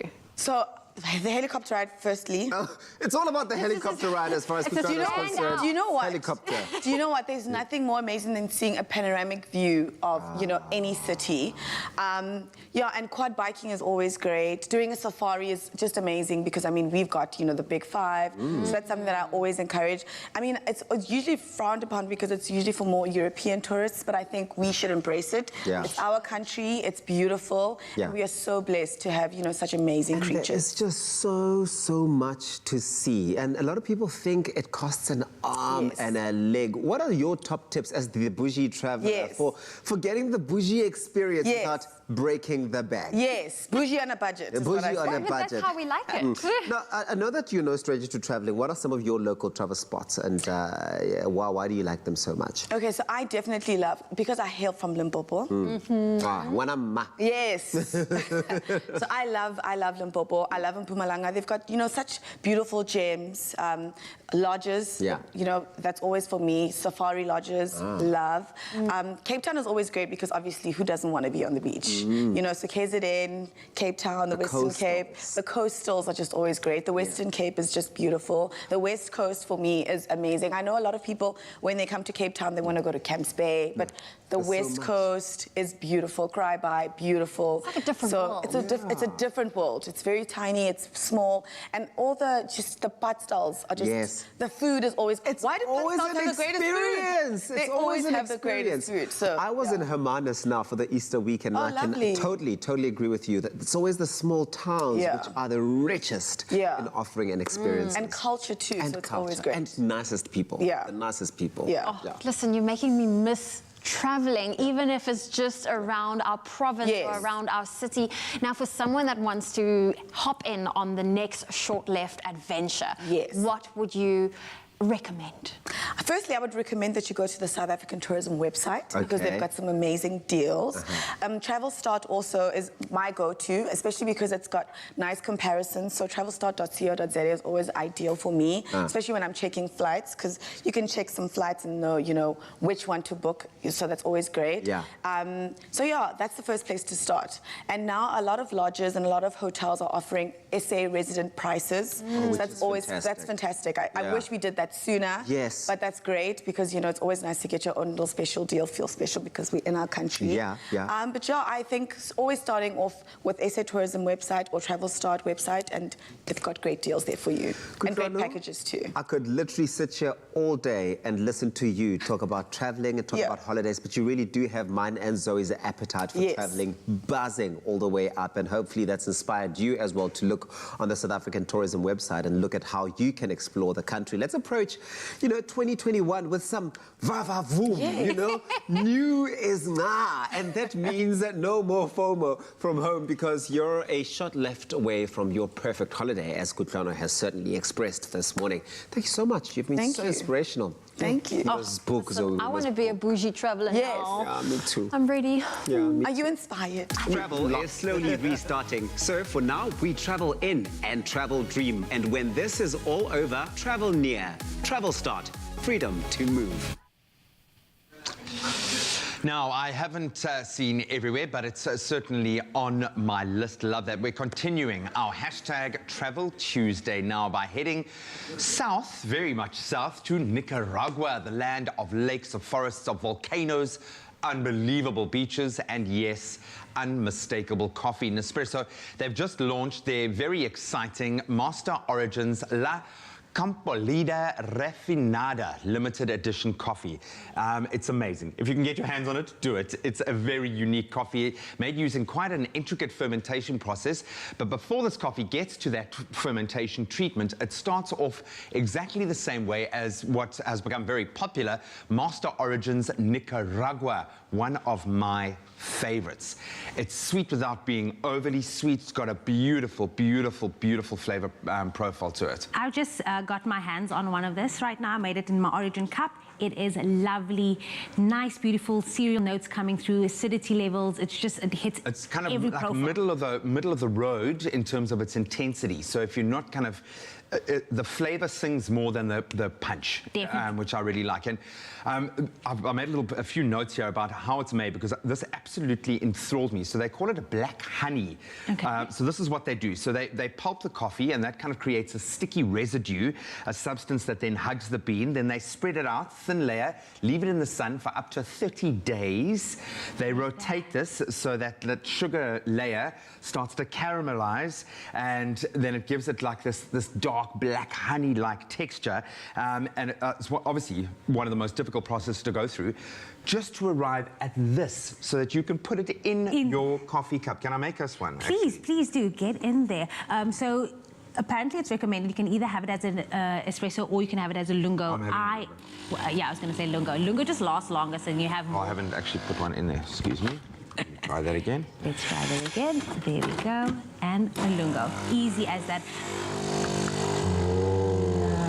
Look at us. Look at us, just like I know people laugh at me that I get so excited about coffee, but you don't understand what it's like to now know. And we did our little blind taste test the other day, and I was actually amazed at how much I've learned now about the subtleties of coffee flavor, about the combination of beans and the process that they go through. Yes, we've spoken at length about the sustainability of the business model of Nespresso, which is the most important thing. The fact that they invest in the farmers, that they really invest in the farmers and those areas. So in a place like Nicaragua, where there is a huge focus on the natural resources there, these guys are recreating the forest. They create the ecosystem around the plantation because they know that that's what supports the coffee growth. It's no longer this case of you have crops and that's how you farm, but they've realized that this forms part of a greater chain. And I love the fact that they empower the farmers, they empower the community, but they also green the area as well. They create a forest ecosystem to grow your coffee. But for me, I love the fact that this goes through such a long, crazy process to get to this point where you get to enjoy it. And tell me what it's like. I'm just getting excited watching you speak about coffee in this way. You are so passionate. But and I've always liked coffee, but now it's like the more you know and found respect for it. That's exactly it. Cheers. Cheers. Oh. Hey, beautiful on the nose. Beautiful, beautiful. I forgot to smell it first. I went right and I didn't even get it. It's beautiful. It's one of the best balanced, I think, out of all of the coffees that we've tasted. That's why I like the Explorations range, because they kind of have created a unique flavor profile for each one, so that you really get a sense of the coffee culture and the taste of that region. But the depth of it as well really just hits the palate so nicely. A beautiful balance, like you said, and intensity about a 5. Yeah, it's kind of, about like I say, middle of the road. And that's not the caffeine content. All coffee has caffeine. It's the flavor intensity. But I think this, for me, is one of the most well-rounded. It's got beautiful sweet notes, but a little bit of acidity, not too much. Absolutely amazing. So when you think about how much time, how much care, how much effort goes into producing these coffees, you definitely appreciate every sip even more. So cheers to you, man. Cheers to you. With every cup, we cultivate some of the finest coffee in the world, celebrating farmers as artists, elevating every coffee moment, because with every cup, precious coffee preserves the beauty of our world. Nespresso, what else?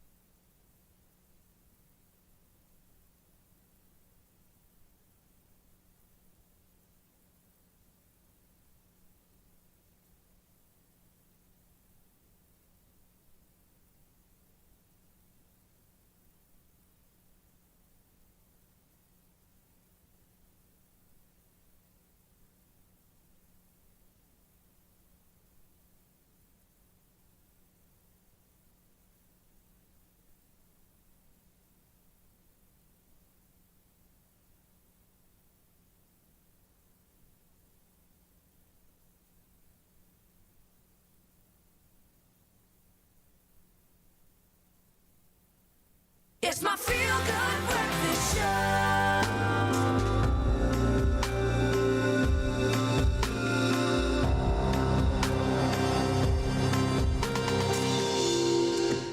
Hey, and you're still with your feel-good breakfast show, Expresso, on S3. Now, World Health Day is celebrated every year on the 7th of April. We don't miss it, ever. From its inception at the First Health Assembly in 1948 and since taking effect in 1950, this day aims to create awareness on the health issues that we're currently facing and promotes healthy living all over the world. And of course, our trusted multimedia health specialist, Dr. Darren Green, is joining us now via video call to chat to us about approaches to leading a healthy life and changing trends ahead of World Health Day tomorrow. Do you have any questions about World Health Day? But then do connect with us, Expresso Morning Show, SABC3. Dr. Darren Green, always so good to have you with us. Good morning. Thanks for having me, and a happy morning to all of you. Have you just come from a jog, or are you about to go for a jog, Dr. Darren Green? Well, it was a bit of a scurry out of bed for my son's birthday this morning, so that got postponed till later on in the day. Happy birthday to the young man. Well, listen, tomorrow is a big day because we celebrate World Health Day 2021. We should know what this day is all about. It really is all about shining the spotlight on health right all over the world. But why is it being commemorated and celebrated in this way? Yeah, I think just to understand, so the background is probably obviously regarding the World Health Organization, and obviously it being founded in 1948 on the 7th of April. And a lot of the issues addressed by the World Health Organization are related to building a fairer, healthier world. And you can imagine what access to healthcare means across the world in the absence of things like running water, pollution facilities, decent living conditions, things like education around infection spread, as well as obviously so many other challenges that we have socially in our communities. but not only in South Africa, but across the world. And that's why the day was established, obviously, to create awareness with a theme every year, to get us to focus on some of those things and actually note progress and change in health over a period of time. And Doctor, we speak so often, especially on the show, about health and wellness, but where did it all start and how has this journey really transpired through the ages?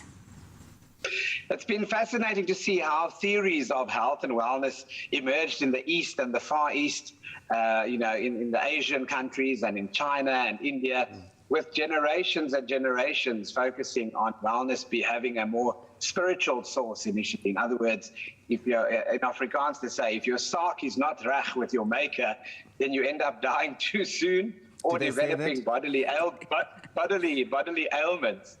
And then obviously as time went on, the physical theories of actually understanding what's inside of this meat box started to develop, with people wanting to claim land and power and authority and warfare. They started wanting to design weapons accordingly to kill the opposition quickly so that they could take over more land and empires. So they started wanting to know, where are the weaknesses in the human body, in the neck, where are the blood vessels, etc., etc. And so the Romans and the Greeks started, dissecting people's bodies after they died to understand the mechanism of what actually went on inside. And those physical theories of what's happening inside with the tree and so forth, of blood vessels that get smaller and smaller as it gets to the periphery, and nerves and spinal cord and brain and all that started developing. Which leads us to a place now where we at obviously a totally different place, where we've started merging those theories at the start of the early 1950s already, in terms of the biopsychosocial model of wellness, which incorporates the biology, the body, obviously the mind and the spirit, and then your social interactions as well. So a lot of this journey has been quite extensive, actually link so many things in our holistic health and well-being. Let's talk about the mind and body connection. Is that a real thing? Because of all of these theories, one that stands out for me in modern day life is mind-body connection. Is it real, Dr. Darren Green? Please tell me it is.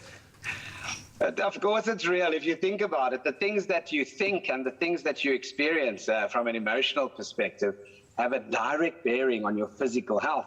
I'll give you a simple example. Let's say you are going through a really stressful time, which is a very likely situation for many people at the moment, whether it's an exam, whether it's not knowing where your next loaf of bread is coming from.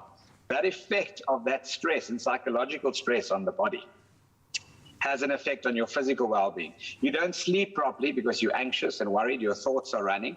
Your blood pressure can be affected when you become angry or anxious and so forth as well. You don't eat, or you eat too much in terms of having an empty stomach, and then acid secretion with the fight or flight reflex, for example, can give you a stress ulcer. We all speak about having a stress ulcer, and that's just an example of how your cognitions and your psychological health are related to your physical symptoms and how it affects the physiology in your body. Wow. Let us talk about the future, what that looks like. What does the future of health and wellness look like? Here's a question as well. Do you think that medical staff will be replaced? Yeah, so I get that question a hell of a lot with the information technology era that we live in right now and access to information. The question is obviously sifting through that information. So the role of medical staff and practitioners, as well as healers in community, has been there obviously throughout the ages. And obviously there's a lot of pain and suffering. So the role for healers, I don't feel, can completely be taken over by AI, artificial intelligence, and so forth. There's something that's really special to the actual consult, the physical process when someone meets with someone to discuss something that is of concern and threat to their health. And then the comfort and even the physical touch of someone laying their hands on you and actually examining you, looking for signs and symptoms, for example, is quite powerful. Sometimes the part of the healing is often just seeing someone and speaking to someone about something and having that human, touch being experienced back to you. So, I think it's going to be a very interesting interface between technology, IT, AI, and the human connection. And the human connectedness certainly is not only referred via virtual now, it's referred to as being physical as well in terms of close proximity. Well, listen, I'll tell you this, Dr. Darren Green, and I'll tell you this for free, Jamie Lee, is every single time I have a chat with Dr. Darren Green for consultation or whatever it is, I leave feeling a lot better. So please, AI, don't replace ever, ever. Thank you so much for joining us. And AI won't be able to smile like that. And Look AI at that won't smile. smile at you like this. AI doesn't have dimples. I mean, let's be honest. I mean, come on, guys. Must we show you everything? You guys are too So good. happy birthday to your son, Dr. Darren. Thank you so much. Have a fantastic day. Thank you. Now, we're always so grateful to our trusted healthcare practitioner, Dr. Darren Green, for joining us here in studio via Zoom. And as we celebrate World Health Day tomorrow, if you haven't already, please do make sure to start living a healthy life. It's very important. Eat properly, exercise like me every day for at least 30 minutes a day. Drink lots of water, sleep enough. You know, those things that I do all the time. These are only but a few changes that you can make. If you have any questions on World Health Day, ask me. No, I'm kidding. Ask Dr. Darren. Ask Dr. Darren Green. Make sure also to go onto our social media platforms. Okay, I'm going to go run now for a bit. Please, just get out. Let him go run. We're now shifting our attention to the ladies. Now, many women suffer from painful periods, which is medically known as dysmenorrhea, with more than 50% of women experiencing menstrual cramps, along with other symptoms such as lower back pain, nausea, diarrhea, and headaches. It really isn't comfortable or pleasant and can at times be debilitating. Now, we're joined today by gynecologist and obstetrician, Dr. Jason Bennett, who is here to answer our questions about dysmenorrhea and the best ways to treat it. Dr. Bennett, good to have you on the show. Pleasure. Thanks for having me, Zoe. Dysmenorrhea, I'll be honest with you, that's a term I have never heard before. What exactly is it? So dysmenorrhea is the fancy medical word for a painful period. And there's basically two types. There's primary dysmenorrhea and there's secondary dysmenorrhea. So primary dysmenorrhea is when there's no identifiable medical cause for it. And secondary dysmenorrhea is when there is a cause, such as endometriosis or adenomyosis or sometimes even fibroids. So does that mean with the secondary dysmenorrhea, it's easier to treat compared to the primary dysmenorrhea? Not necessarily. I mean, both can be quite difficult to treat. Primary dysmenorrhea is relatively easier to treat, but obviously if there is a secondary cause, we always have to address the secondary problem and try and fix that first. Now, you use the word cause. Is there possibly something that can cause dysmenorrhea in some ladies? Well, dysmenorrhea, primary dysmenorrhea, is caused by the release of this natural occurring substance called prostaglandin, okay? And prostaglandins are released from the lining of the uterus, and it causes the muscle of the uterus and the blood vessels of the uterus to contract and cause a painful uterine contraction. And that's what causes primary dysmenorrhea. Obviously, with other causes, such as secondary dysmenorrhea, there's endometriosis. Endometriosis occurs when the lining of the tissue of the endometrial lining is located outside of the uterus, such as the ovary and the bowel, and this can cause a bit of a painful reaction. Adenomyosis is when the endometrial lining is located in the muscle of the uterus, which can also cause quite a painful sensation and definitely needs to be addressed. I mean, as ladies, we often talk about, you know, period pain. We have these types of discussions all along, and I really feel sorry for women that really have difficult and heavy and painful periods. Now, for someone that's maybe watching today, how do you know the difference between a normal period and that of dysmenorrhea? So you're right. Most women have some discomfort during their period. So the normal amount of discomfort is you'll have a little bit of pain 1 or 2 days before. It'll last about 3 days. It is relieved by some simple analgesia. But severe dysmenorrhea, when it's a problem, is when it's not responding to analgesia. It lasts longer. And it begins even earlier, and it starts affecting normal activities. So women often start feeling a little bit depressed. They have to take sick days. They can't go to work, and that's when it needs to be addressed. Okay, is that when you need to go seek a professional health care, or when is the time to be like, you know what, this doesn't feel normal, I need to maybe make an appointment with my doctor? Yeah, so all severe dysmenorrhea should be addressed by a healthcare provider. So when it becomes debilitating, when it's affecting their activities of daily living, and also when you're experiencing heavy bleeding and also clotting, it's really important to go and see a healthcare provider. Okay, well, you're definitely giving us a lot of insight into, you know, something that most women will be going through. Well, Dr. Jason Bennett, thank you so much for joining us this morning, and it's a really important discussion to have. No, it is, most definitely. Yeah. Well, a painful period can definitely interfere with our day-to-day life and make us feel uncomfortable. Brufen is there to help relieve the back and muscle cramping pain, making life during that time of the month more manageable.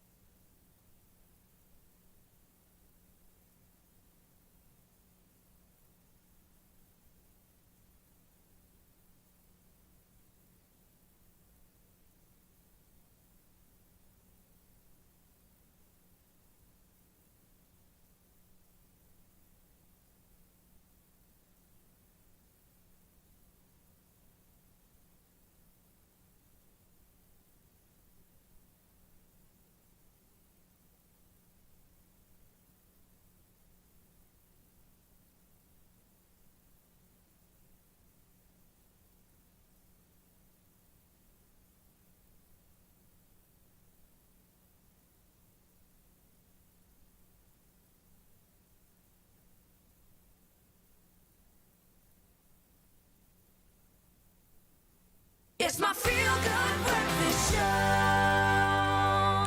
We're live and we're back on the Expresso stage with yet another performance from soulful singer Bonga Kwana, and she's about to transcend our spirits into a beautiful place as she performs her track Lace from her up-and-coming debut EP, New Faces to Old Problems. So Bonga, take it away. Thank you.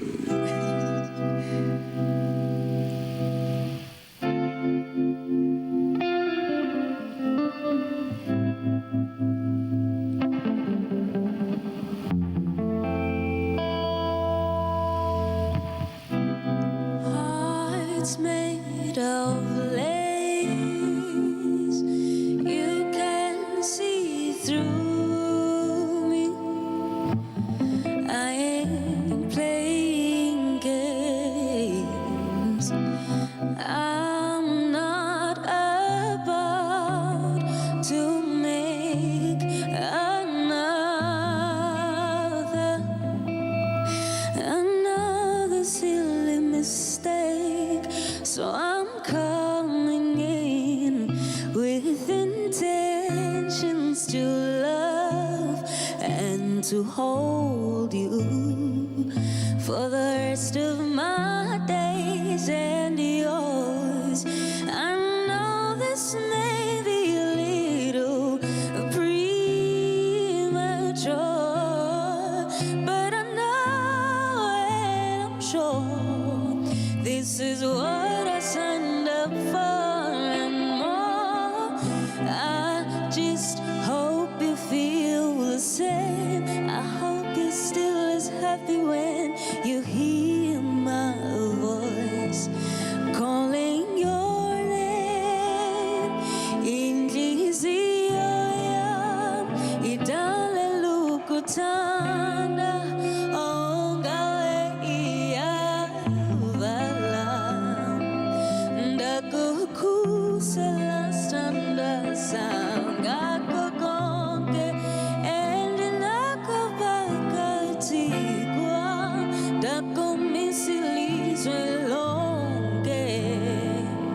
Dikurengetolonditi ibango wam, onapakatubale namhlanje ngelosinazoziavuma.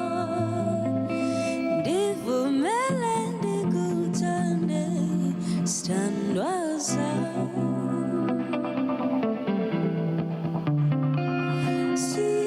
Sithandwa sam.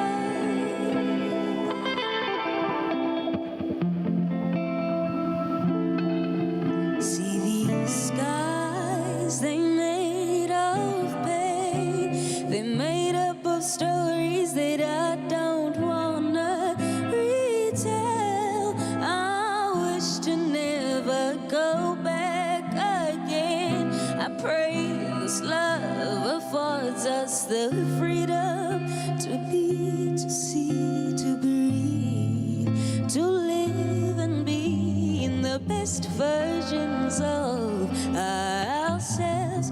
I really hope you feel the same. I hope it still is here, because you're gonna hear this voice for the rest of your days. In Kizioya, idale lukutanda, ongawe yavala.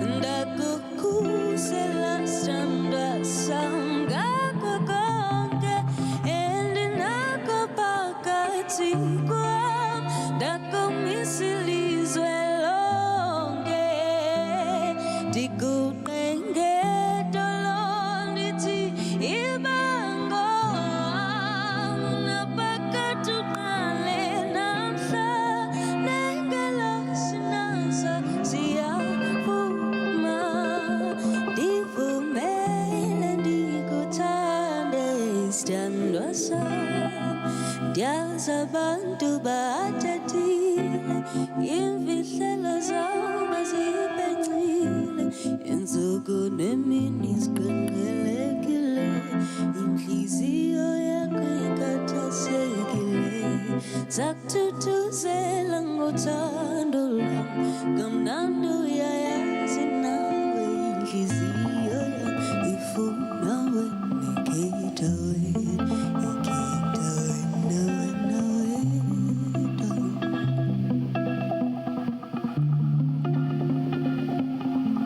Wena wedwa, ikhetha wena, wena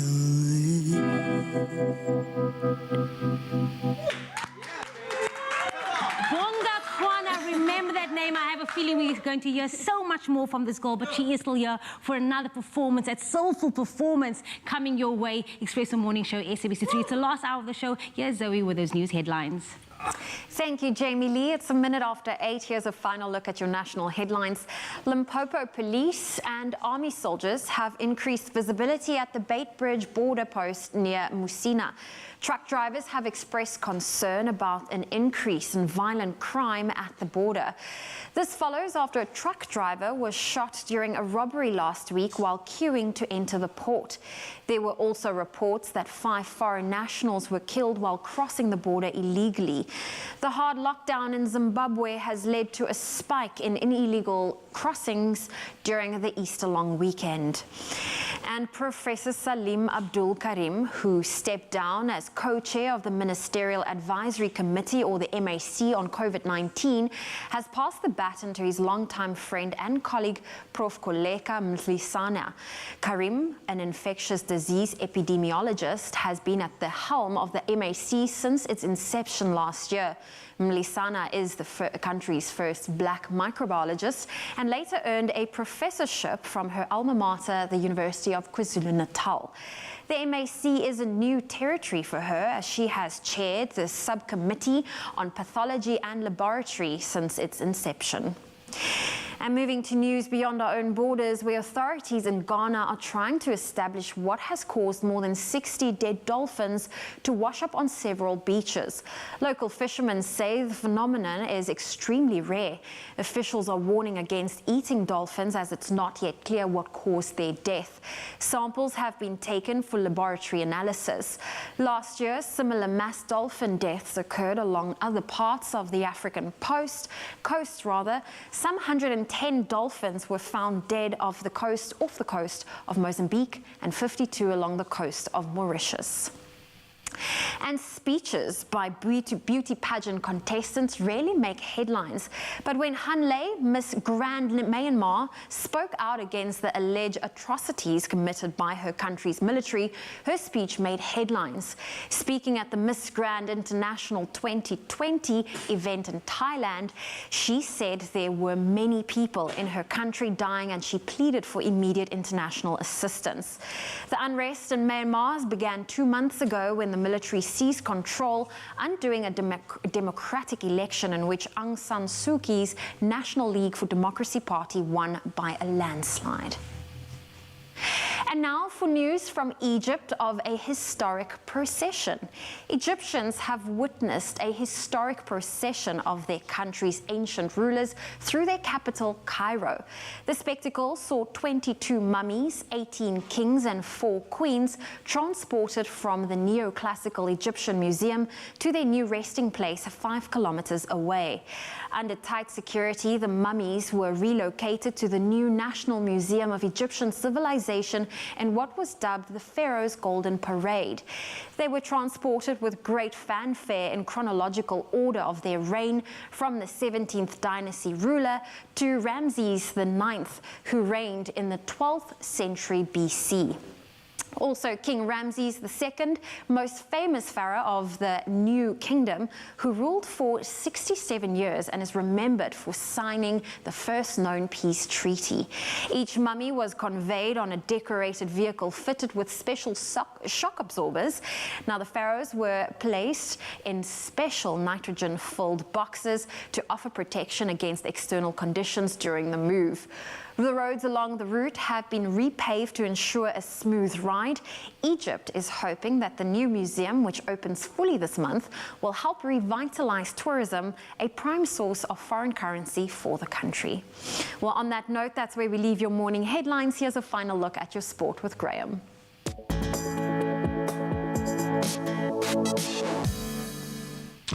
Thanks so much, Zoe. Well, looking to make themselves modern-day legends, UCT's Ikeys, they finally ended Marty's 25-match winning streak in the Varsity Cup, claiming their first win over their arch rivals in 6 matches.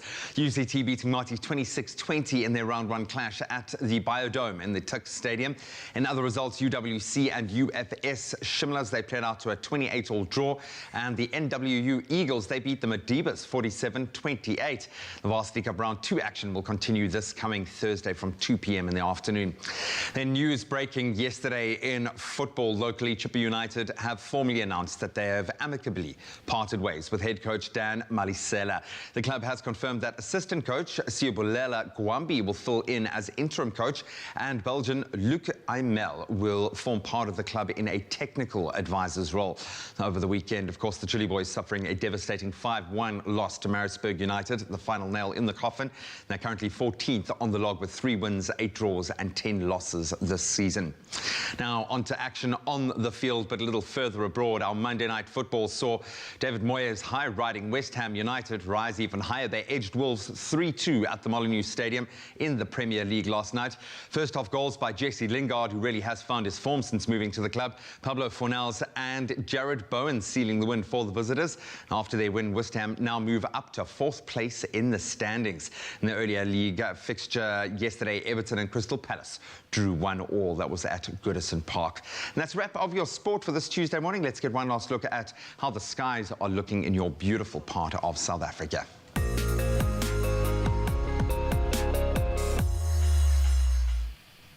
Thank you, Graham, and a big thank you to you for sending through your beautiful sunrise photos and sharing your beautiful view with us every morning.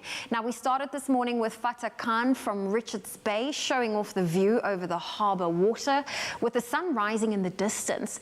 Gregory Noble from George shared this stunning view of the blue and yellow skyline in his area. At 7 o'clock, we shared Nick Lombard from Lourisfontein, who shared this image of his area showing off the skyline scattered with clouds and multimedia shades of colors from reds to blues and yellows. And last but not least, Rosemary from East London shared this moodier start to her morning, showing off some pink and purple hues.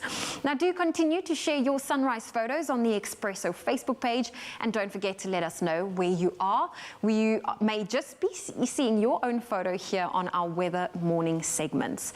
And while we enjoy experiencing a sunrise from your parts of South Africa, we do have some international viewers we want to say good morning to, who tune in both on YouTube and the Africa channel in the US. This morning we report on the weather from Juneau, Alaska. An interesting fact to note about Juneau is the fact that the city has no roads connecting it to the rest of the state nor North America. The absence of a road network is due to the extremely rugged terrain surrounding the city, meaning that all goods coming in and out must go via plane or boat. And today will be a chilly day with morning rain or snow in spots, followed by a little rain in the afternoon. Expect a maximum of only 3 degrees Celsius in Juneau in Alaska for today.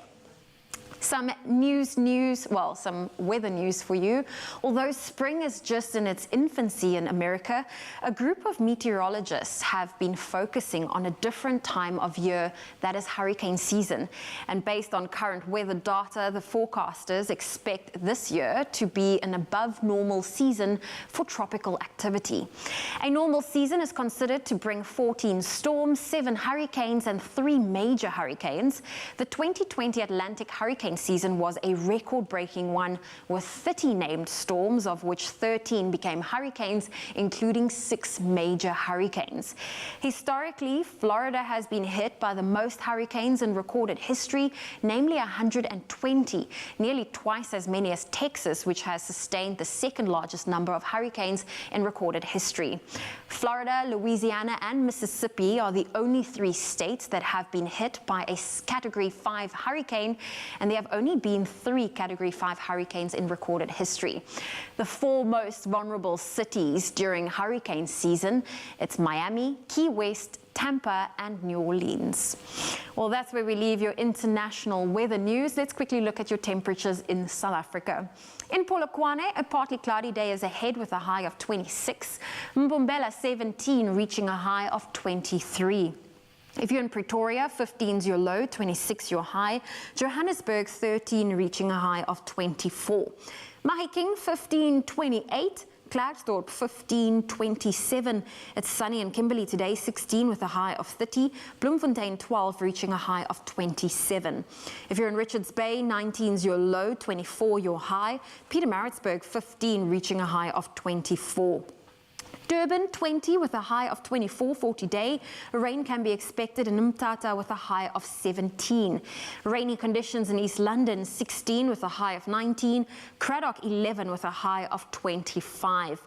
Rainy conditions in Gqeberha today with a high of 20.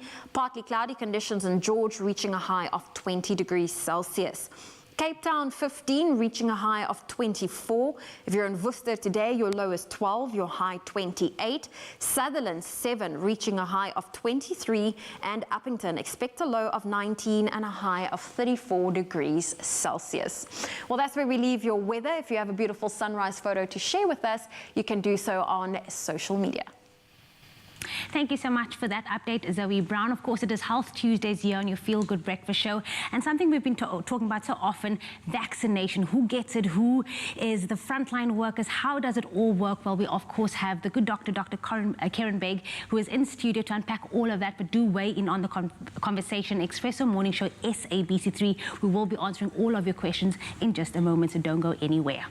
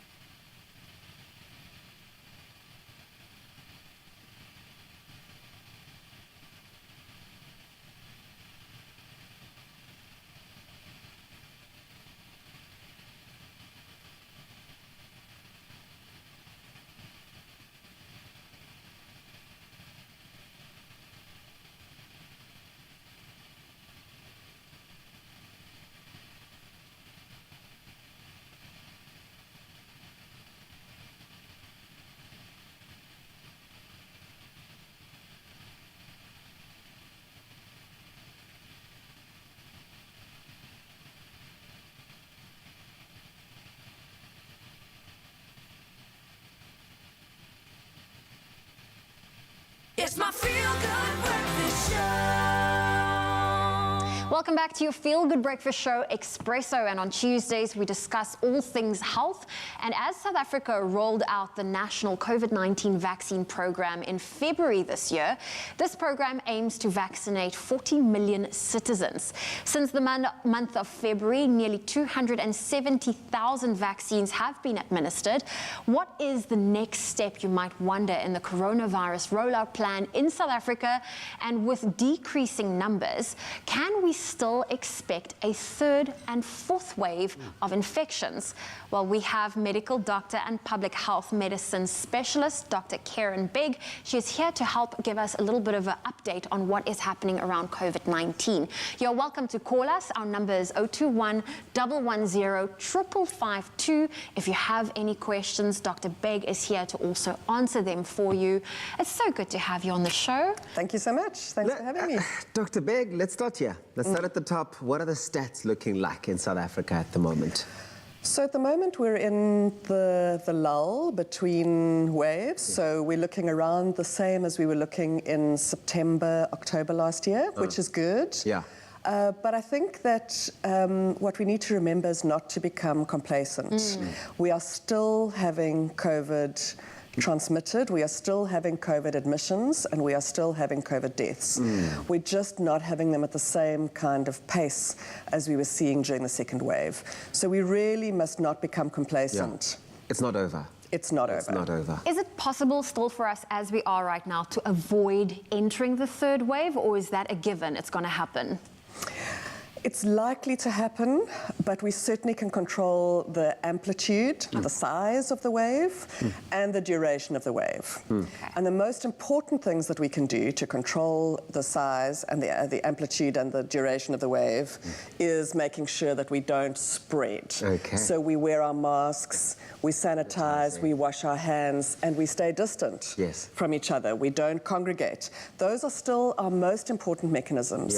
And obviously vaccination is exciting and is another tool in our toolbox, but it's not the silver bullet. So it's going to make a huge difference, but on its own is not going to stop the third wave or any subsequent waves. Well, everywhere else in the world, maybe not everywhere else, but most parts of the world, I suppose, that have some level of development, you would expect, have already started rolling out the vaccination program broadly to their citizens. And in our country, obviously, we are very much in the backlog where that is concerned. Am I correct to say that as it stands still, the vaccination program is still only for frontline workers? And how many of them have been vaccinated? Correct. So at the moment, we're still in phase 1. Which is healthcare workers, and we have vaccinated 269,000. Out of how many, sorry, Doctor? Out of 1.25 million, so we've still got a way to go. So we still have about 1 million healthcare workers to go. Wow.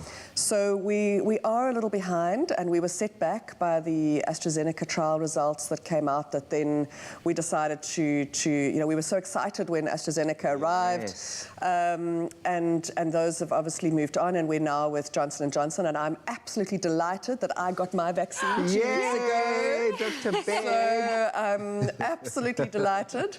But, you know, it doesn't help unless we're all vaccinated. And I think that that's one of the things around the world, is that we really are needing to have, you know, all of us need to be protected in order for all of us to be protected. So it's one of those things that it only makes a difference when it's done en masse. And so we're really looking forward to the rollout into phase 2, which hopefully will be starting soon. So one of the other exciting things that happened over Easter, a gift to us, is that the Johnson & Johnson vaccine, which is what we have been receiving as healthcare workers as a single dose, has been given the green light by SAPRA to be issued as emergency. So up until now, remember that the workaround that we had when we couldn't use AstraZeneca anymore was to use it as a trial, as an extension of the trial. But now we actually have it in that we can use it in exactly the same way that AstraZeneca was going to be used. So that means practically that it's just the logistics are much easier for us to administer.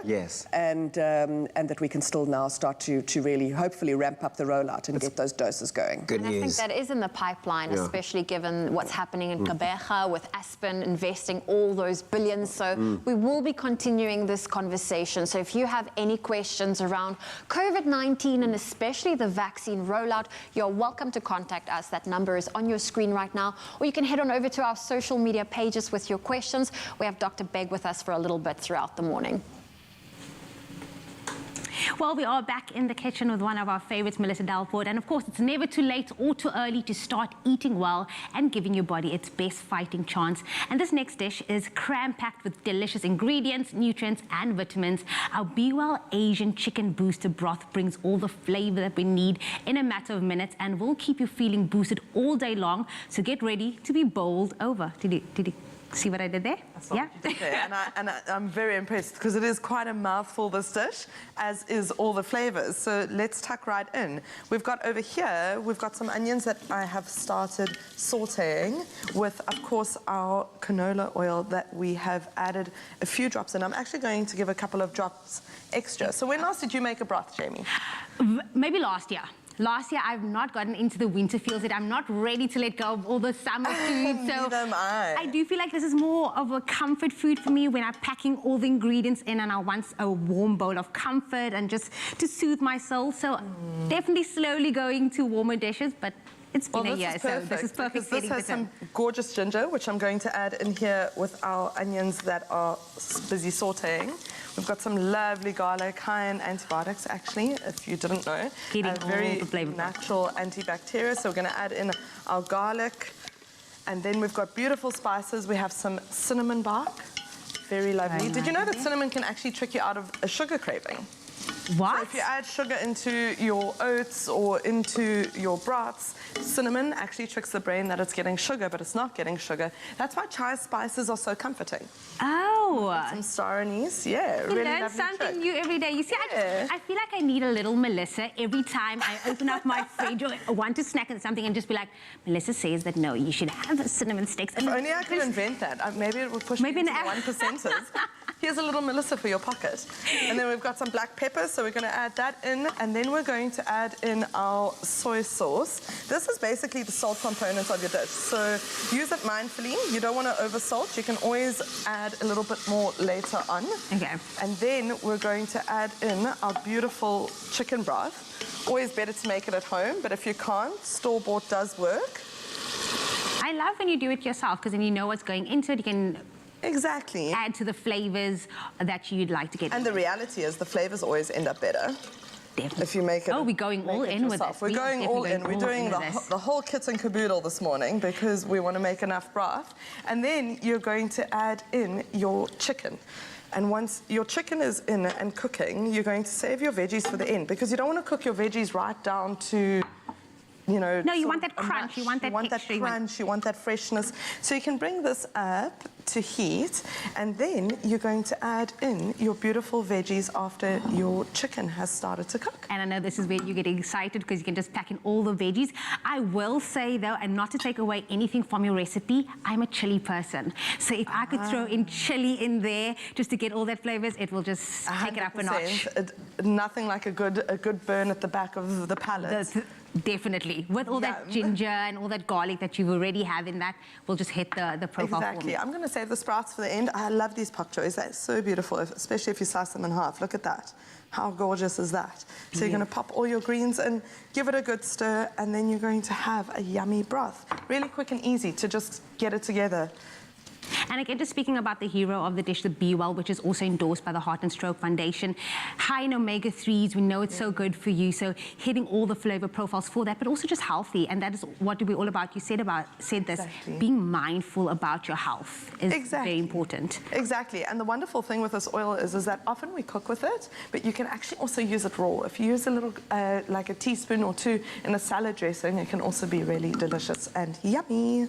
And about 30 minutes, we have that beautiful broth going there. We're throwing in our mushrooms. Our gorgeous mushrooms. You can see them over here. Beautiful. High in protein. Not that we need it with the chicken, but why not? More is more. And then you've got your sprouts, which we're going to add on at the end to top our dish off with. We're just going to let this cook down.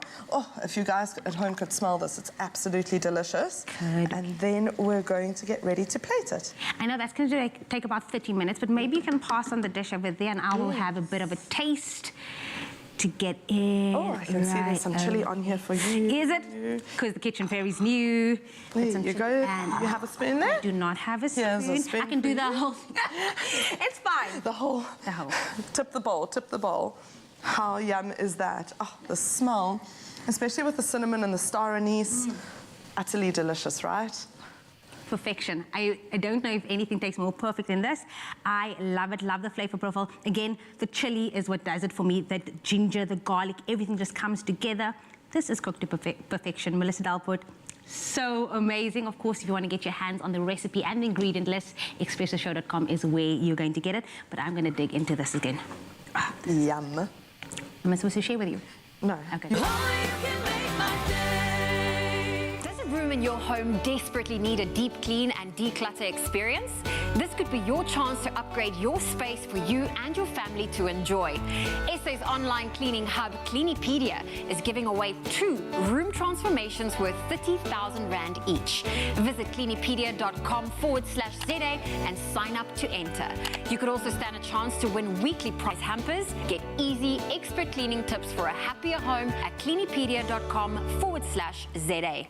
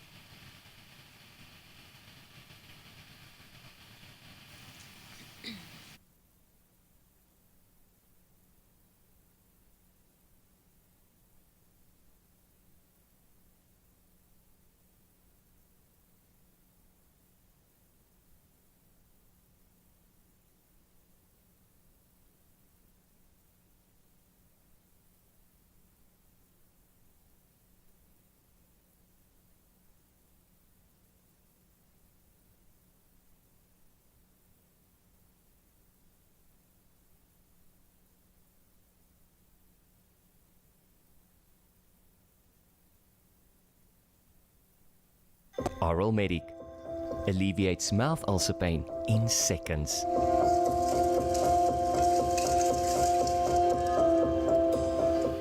It's my feel-good breakfast show. Welcome back to your Feel Good Breakfast Show. Expresso here on S3. Open up to health chats. Now we're continuing a health discussion on the COVID-19 vaccine. It's a big, big thing all over the world. Medical doctor and public health medicine specialist Dr. Karen Berg is still here with us and unpacking all about the current rollout plan of the Johnson & Johnson vaccine as well as the expected third wave. Doctor, we've got a caller on the line who wants to ask a question. It's Marlene from Johannesburg. Marlene, good morning. Hi, good morning. How are you? Very, very well. Thank you, Marlene. What is your question for the good Dr. Berg? Hello, doctor. How are you today? Good, thank you. What's your question? Okay. My question is, I'm actually immigrating to Houston, Texas. I'm 68, and I'm very excited. But I really would like to know more or less when can I get vaccinated? Because obviously the consulate hasn't even opened up. But the minute they open up, I'm on my last sort of interview just with that. So I need to be vaccinated to be able to go.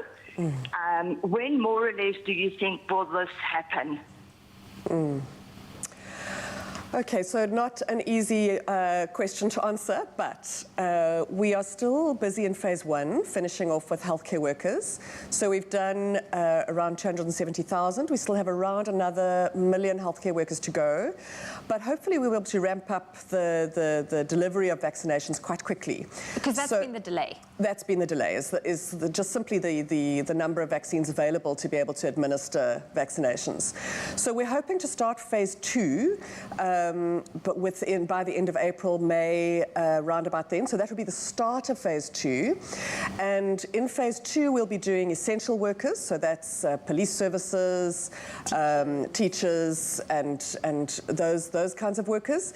And then all of those over 60, and all of those with comorbidity, and all of those in congregate settings. So in other words, all of those that are at high risk of severe disease should they contract COVID. So you would fit into that, into the category of phase 2, but exactly when you would be within phase 2 would be tricky. And that's likely to be for a number of months, probably about 4 to 6 months, and then we would start on phase 3, which would be all over 18s. So all I can say is this year, but probably within the next 4 to 6 months. I thought so. Thank you very much. Thank you for calling us, Marlene. Hopefully that answered your question. Well, Doctor, that was going to be my follow-up question to you. We spoke about phase 1. You've just touched on phase 2 and the expectancies. When are you fully vaccinated? What is the process involved when you go for your jab? So the first thing is that you have to get registered, and this is something that's quite exciting that we've been able to do, and healthcare workers are kind of paving the way. So we have an electronic vaccine data system, a vaccination data system, EVDS, in which the entire country will require, so every person will be required to be registered on that vaccination system, and the Department of Health has a mechanism for those who don't have access to devices or to network facilities to be able to register. You register with your ID number or your passport number, so I just want to clarify that it's not limited to citizens only. Okay. This is health for all. Right. This is everybody. Everybody has opportunity to be vaccinated. And so in a sense, it's a kind of a front runner for NHI, which is actually really exciting. This is a kind of a trial run of health for all. So you register, and part of that registration system entails that you indicate where you physically are so that you can then be allocated to a particular vaccine centre. And that's all part of the registration system.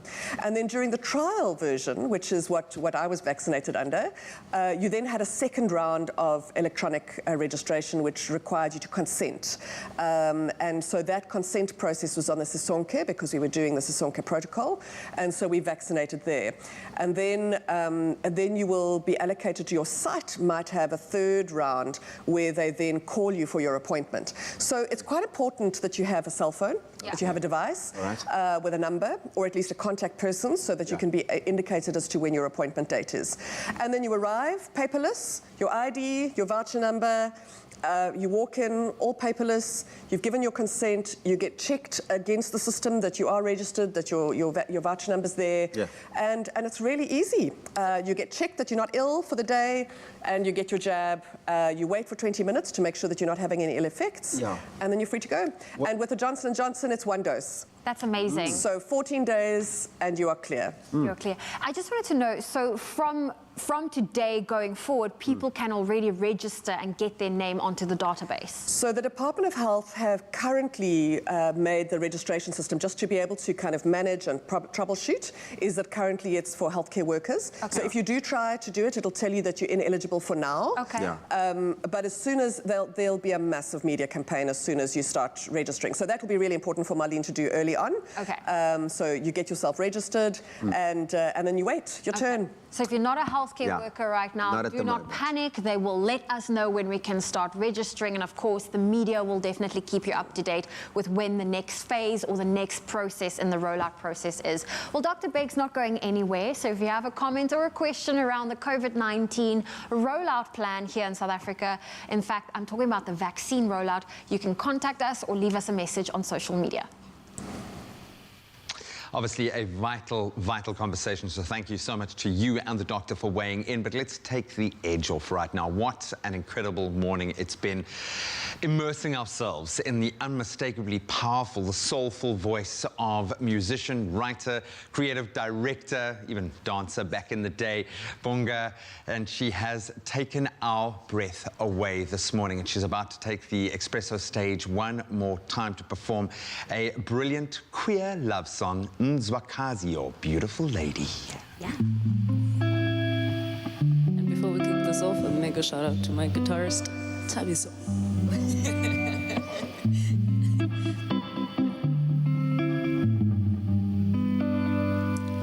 Hey, Nzwakazi, amehlo amabone wena.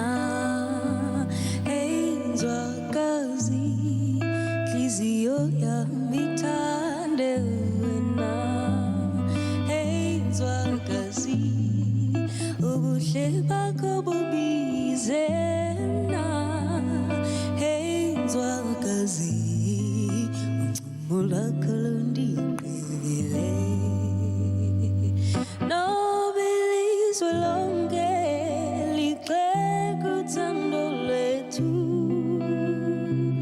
Nomhlaba wonke ungavumi sithandane. Noba abantu bonke bangasizonda, ndizohlala ndikuthanda nawe. Nsuku zonke zokuphila kwami. Hey, Nzwakazi, ndinike ithuba ndithande wena. Hey, Nzwakazi, ndinike ithuba ndipholise amanxeba. Hey, Nzwakazi, ndinike ithuba ndikubambe isandla sakho, ndikuqabule bunzima, ndikuhlebele amazwi othando. Hey, Nzwakazi, ndinike ithuba ndithande wena. Hey, Nzwakazi, ndinike ithuba ndipholise amanxeba. Hey, Nzwakazi, ndinike ithuba ndikubambe isandla sakho, ndikuqabule bunzima, ndikuhlebele amazwi othando. Nobilizwe lonke ligxeka uthando lwethu.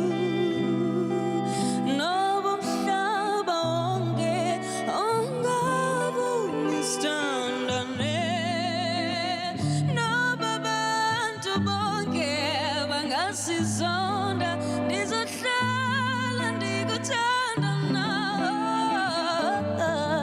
Nsuku zonke zokuphila kwami. Nobilizwe lonke ligxeka uthando lwethu. Nomhlaba wonke ungavumi sithandane. Noba abantu bonke bangasizonda, ndizohlala ndikuthanda nawe.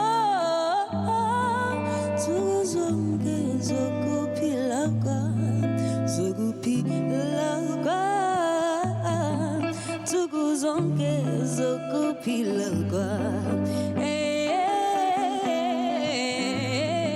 Nsuku zonke zokuphila kwami, zokuphila kwami, nsuku zonke zokuphila kwami. Nsuku zonke zokuphila kwami, zonke zokuphila kwami, nsuku zonke zokuphila kwami, nsuku zonke zokuphila kwami, nsuku zonke zokuphila kwami, nsuku zonke zokuphila kwami.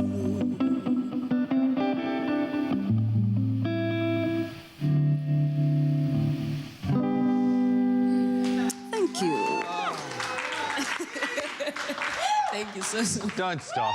Don't stop, guys. Bonga, you are a superstar. What an amazing morning. Thank you so much. Where do you go? Where do you go when you play? I want to know where you go in your head. Hopefully you guys at home enjoyed that as much as we did. Blessed to have these performances here today. We are going to continue with a very important vaccine debate or conversation in just a moment, so you want to stick around for that. But another round of applause for unbelievable performances this morning. Thank you so much. Thank you.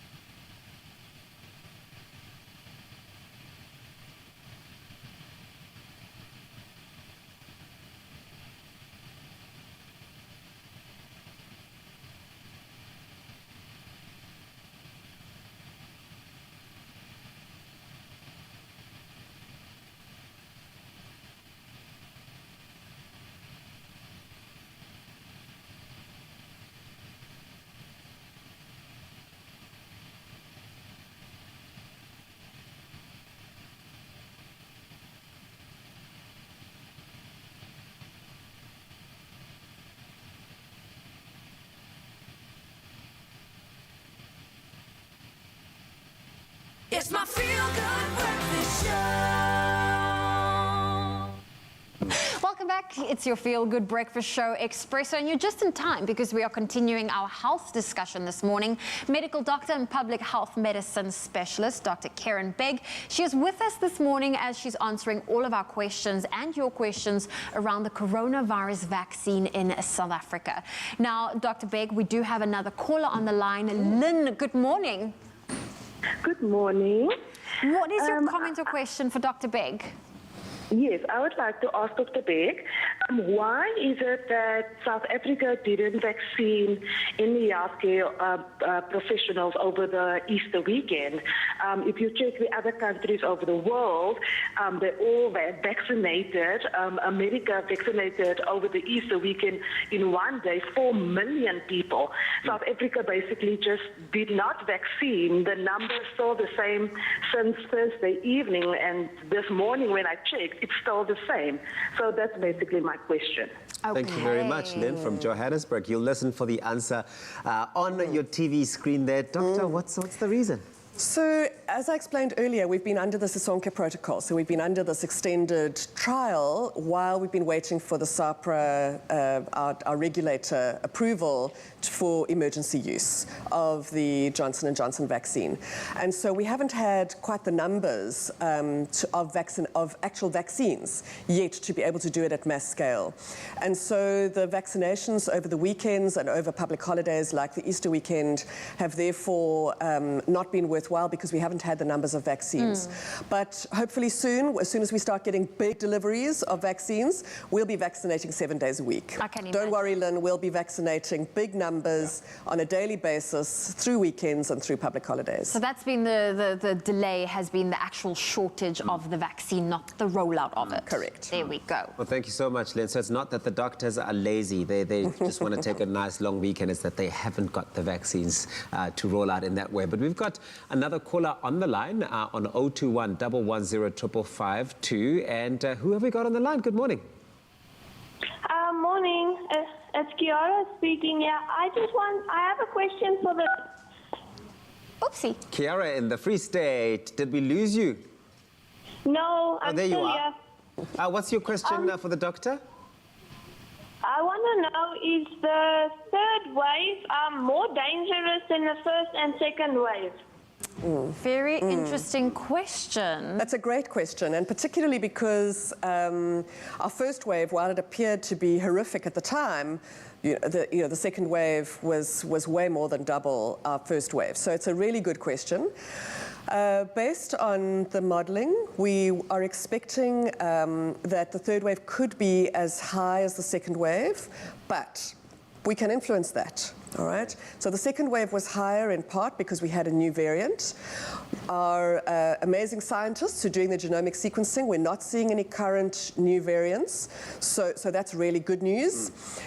In terms of the timing of the third wave, it's likely to be around about May, June. We're unlikely to be stopping the third wave or halting it or limiting it because of vaccination, because we haven't got enough of the population vaccinated.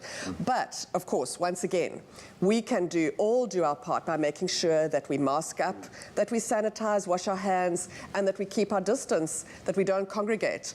And that can all make a significant difference. So our challenge coming up to winter is that we like to stay indoors, we don't like to get outside, and we keep windows closed. Yeah. And so those are all our risks for third wave. So it's unlikely to be bigger than second wave, but of course we can influence it and make it smaller than the second wave. It's up to us. It's up to us.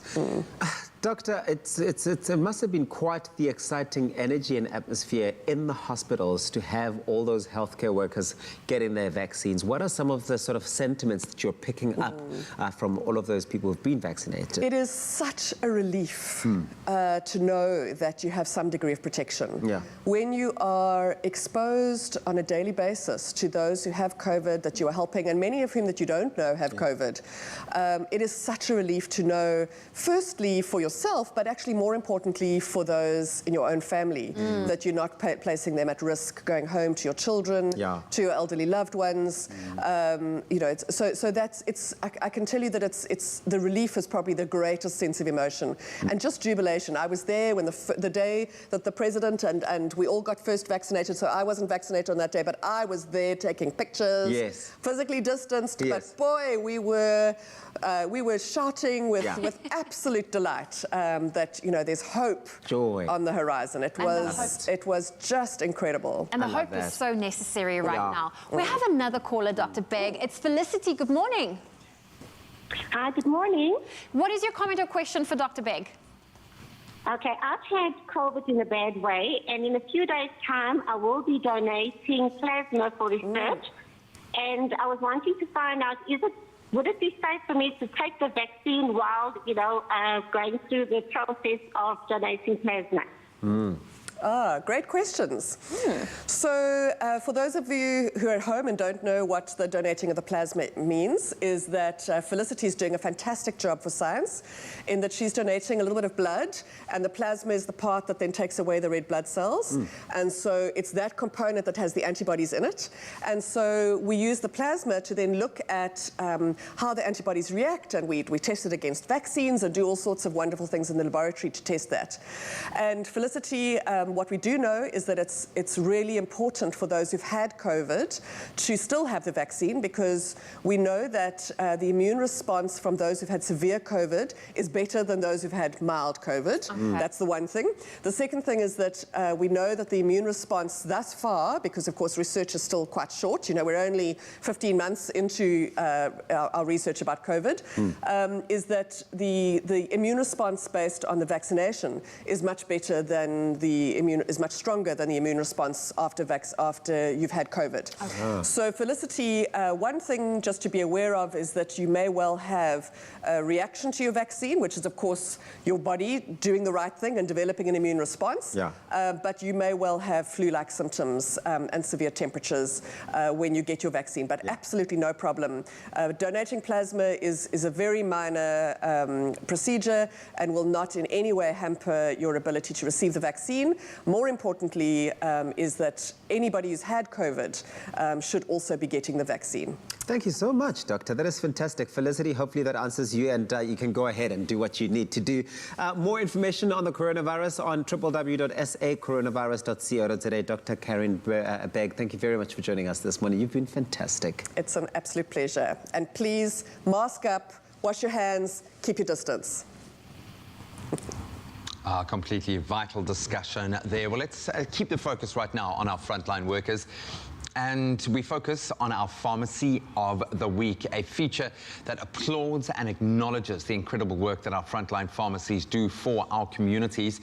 This is just our way to say thank you to these brave healthcare workers. Of course, it's proudly brought to you by Adcock Ingram OTC, sponsors of Brave. Let's take a look at this week's Pharmacy of the Week, Hillcrest Pharmacy in Springs. Our pharmacies are on the front line of healthcare. This is Pharmacy of the Week.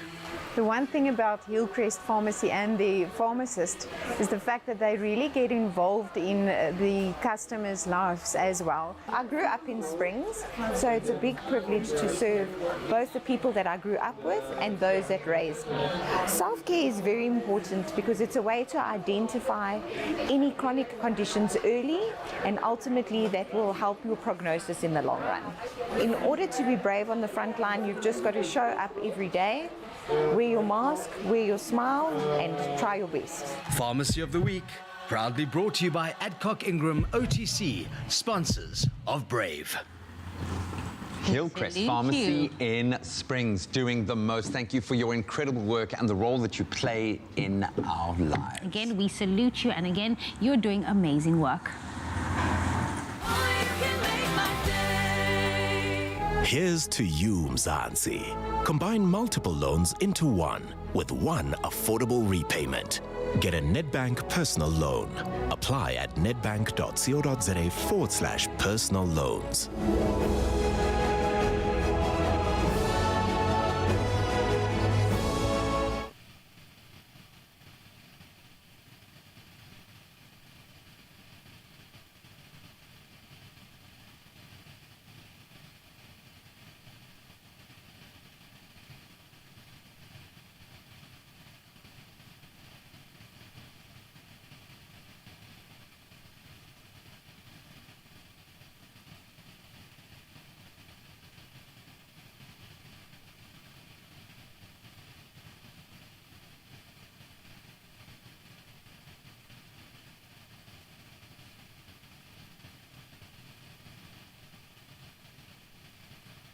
It's my feel-good breakfast show. Welcome back. Just a few minutes to take in of your daily dose of Feel Good here with your Feel Good breakfast show, Expresso. We're celebrating #Travel Tuesday today, and while chasing the sun is a thing, I mean, it's a thing we all like to do, it's sometimes difficult to tell whether someone has caught, a smooth tan or whether the tan caught them. There's no doubt that there is nothing smoother than a Tropica, and that catching a bit of shade under a tree without getting roasted in the sun is the smoothest thing to do. Speaking of... I know where you're going with this. Yeah, can you see where I'm headed to? We've decided to have a smooth roast with a side of shade, Expresso edition. Okay, so here's the thing. Shady lady. We all love the smooth camaraderie between all of us. That Graham brings with cheer in our karaoke. He's dedicated to it. We can't help but notice how he uses his hands to sing every single time. Let's take a look. So let's take tonight and never let go.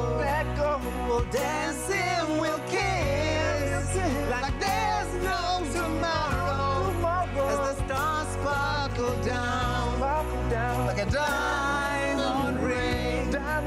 We'll treasure this moment till we meet again. But no matter how it's expressionist dance. It's expressionist dance, man. We love you. We still love you. Thank you, man. It's the passion for us. My singing voice, it might not be as smooth as I'd like. Okay, I still give it my all. But at least I do love expressing emotion with my hands, and at least I don't invent the words and lyrics of a song that don't actually exist for a smooth win in a game. Take a look at this. Let's try this one. Adore. Man, gonna let my life adore you, baby. Where'd you go? You gotta know, yeah. You gotta know. Just let my love adore you, yeah. It's actually adorn. We're going to adorn the lyric now. in the song is adorn. You are just changing it to adore. That's the South African not how it version, works, my baby. love. You can't do that to people. It's a South African version. First, you're doing the Macarena dance. I don't know, actually. Well, listen, it's very smooth that Jamie can invent songs on the spot. I mean, I think that it really That's is. And I think impressive. it's a fair thing to say that when it comes to dancing skills, guys, all right, I'm the one with the smooth moves. Is it? Between me and Ryle. Well, I don't know. Check this out. I don't know. Check this out.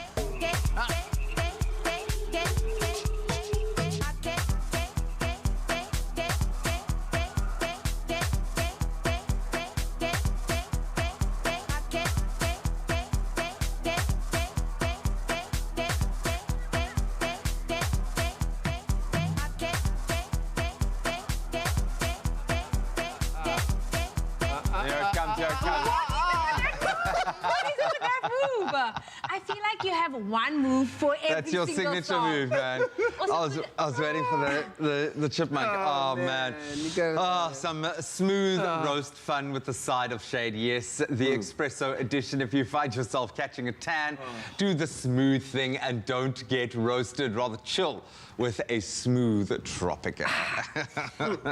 Go into our social networks and platforms and all of that, and let us know in the comments what your smooth or not smooth roast moments were this past long weekend. Denzel takes his girlfriend out to propose to her. Smooth. He opens the box to give her the diamond ring and drops it. Not smooth. Still on his knees. He hears her saying, Yes, Denzel. I do. Nothing smoother. Made with love by Clover. All right.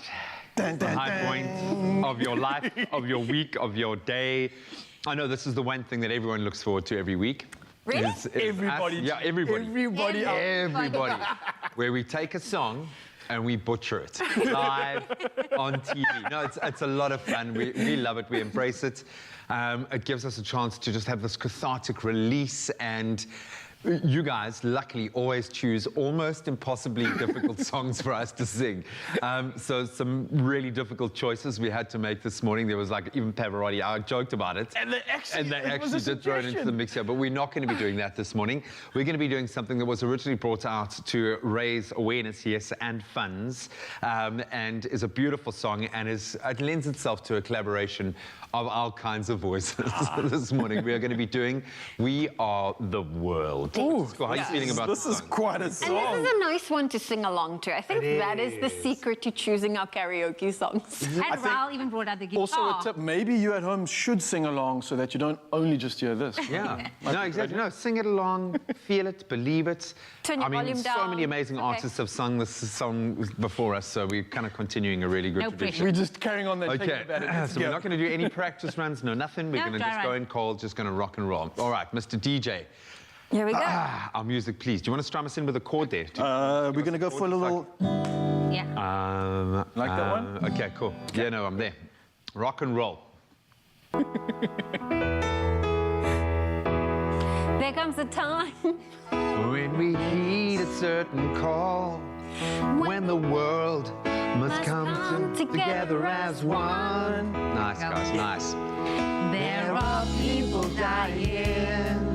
Oh, when it's time to lend a hand to life, the greatest gift of all. We can go on pretending day by day that someone somewhere soon make a change. What's God's great big family, and the truth, you know, love is all we need. Here we go. We are the world. Yeah. We are the children. We are the ones who make a brighter day. So let's start giving.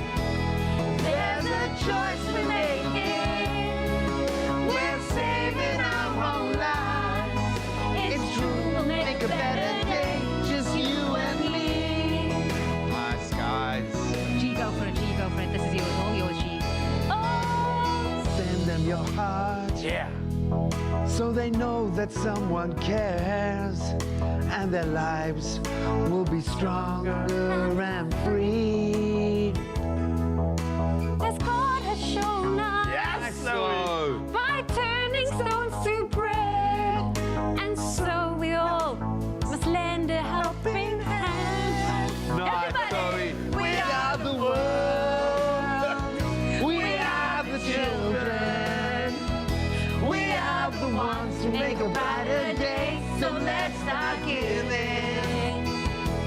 There's a choice we're making. We're saving our own lives. It's true, we'll make a better day. Just you and me.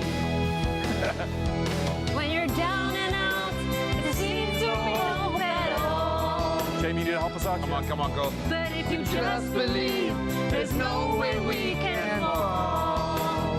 Well, Realize. oh,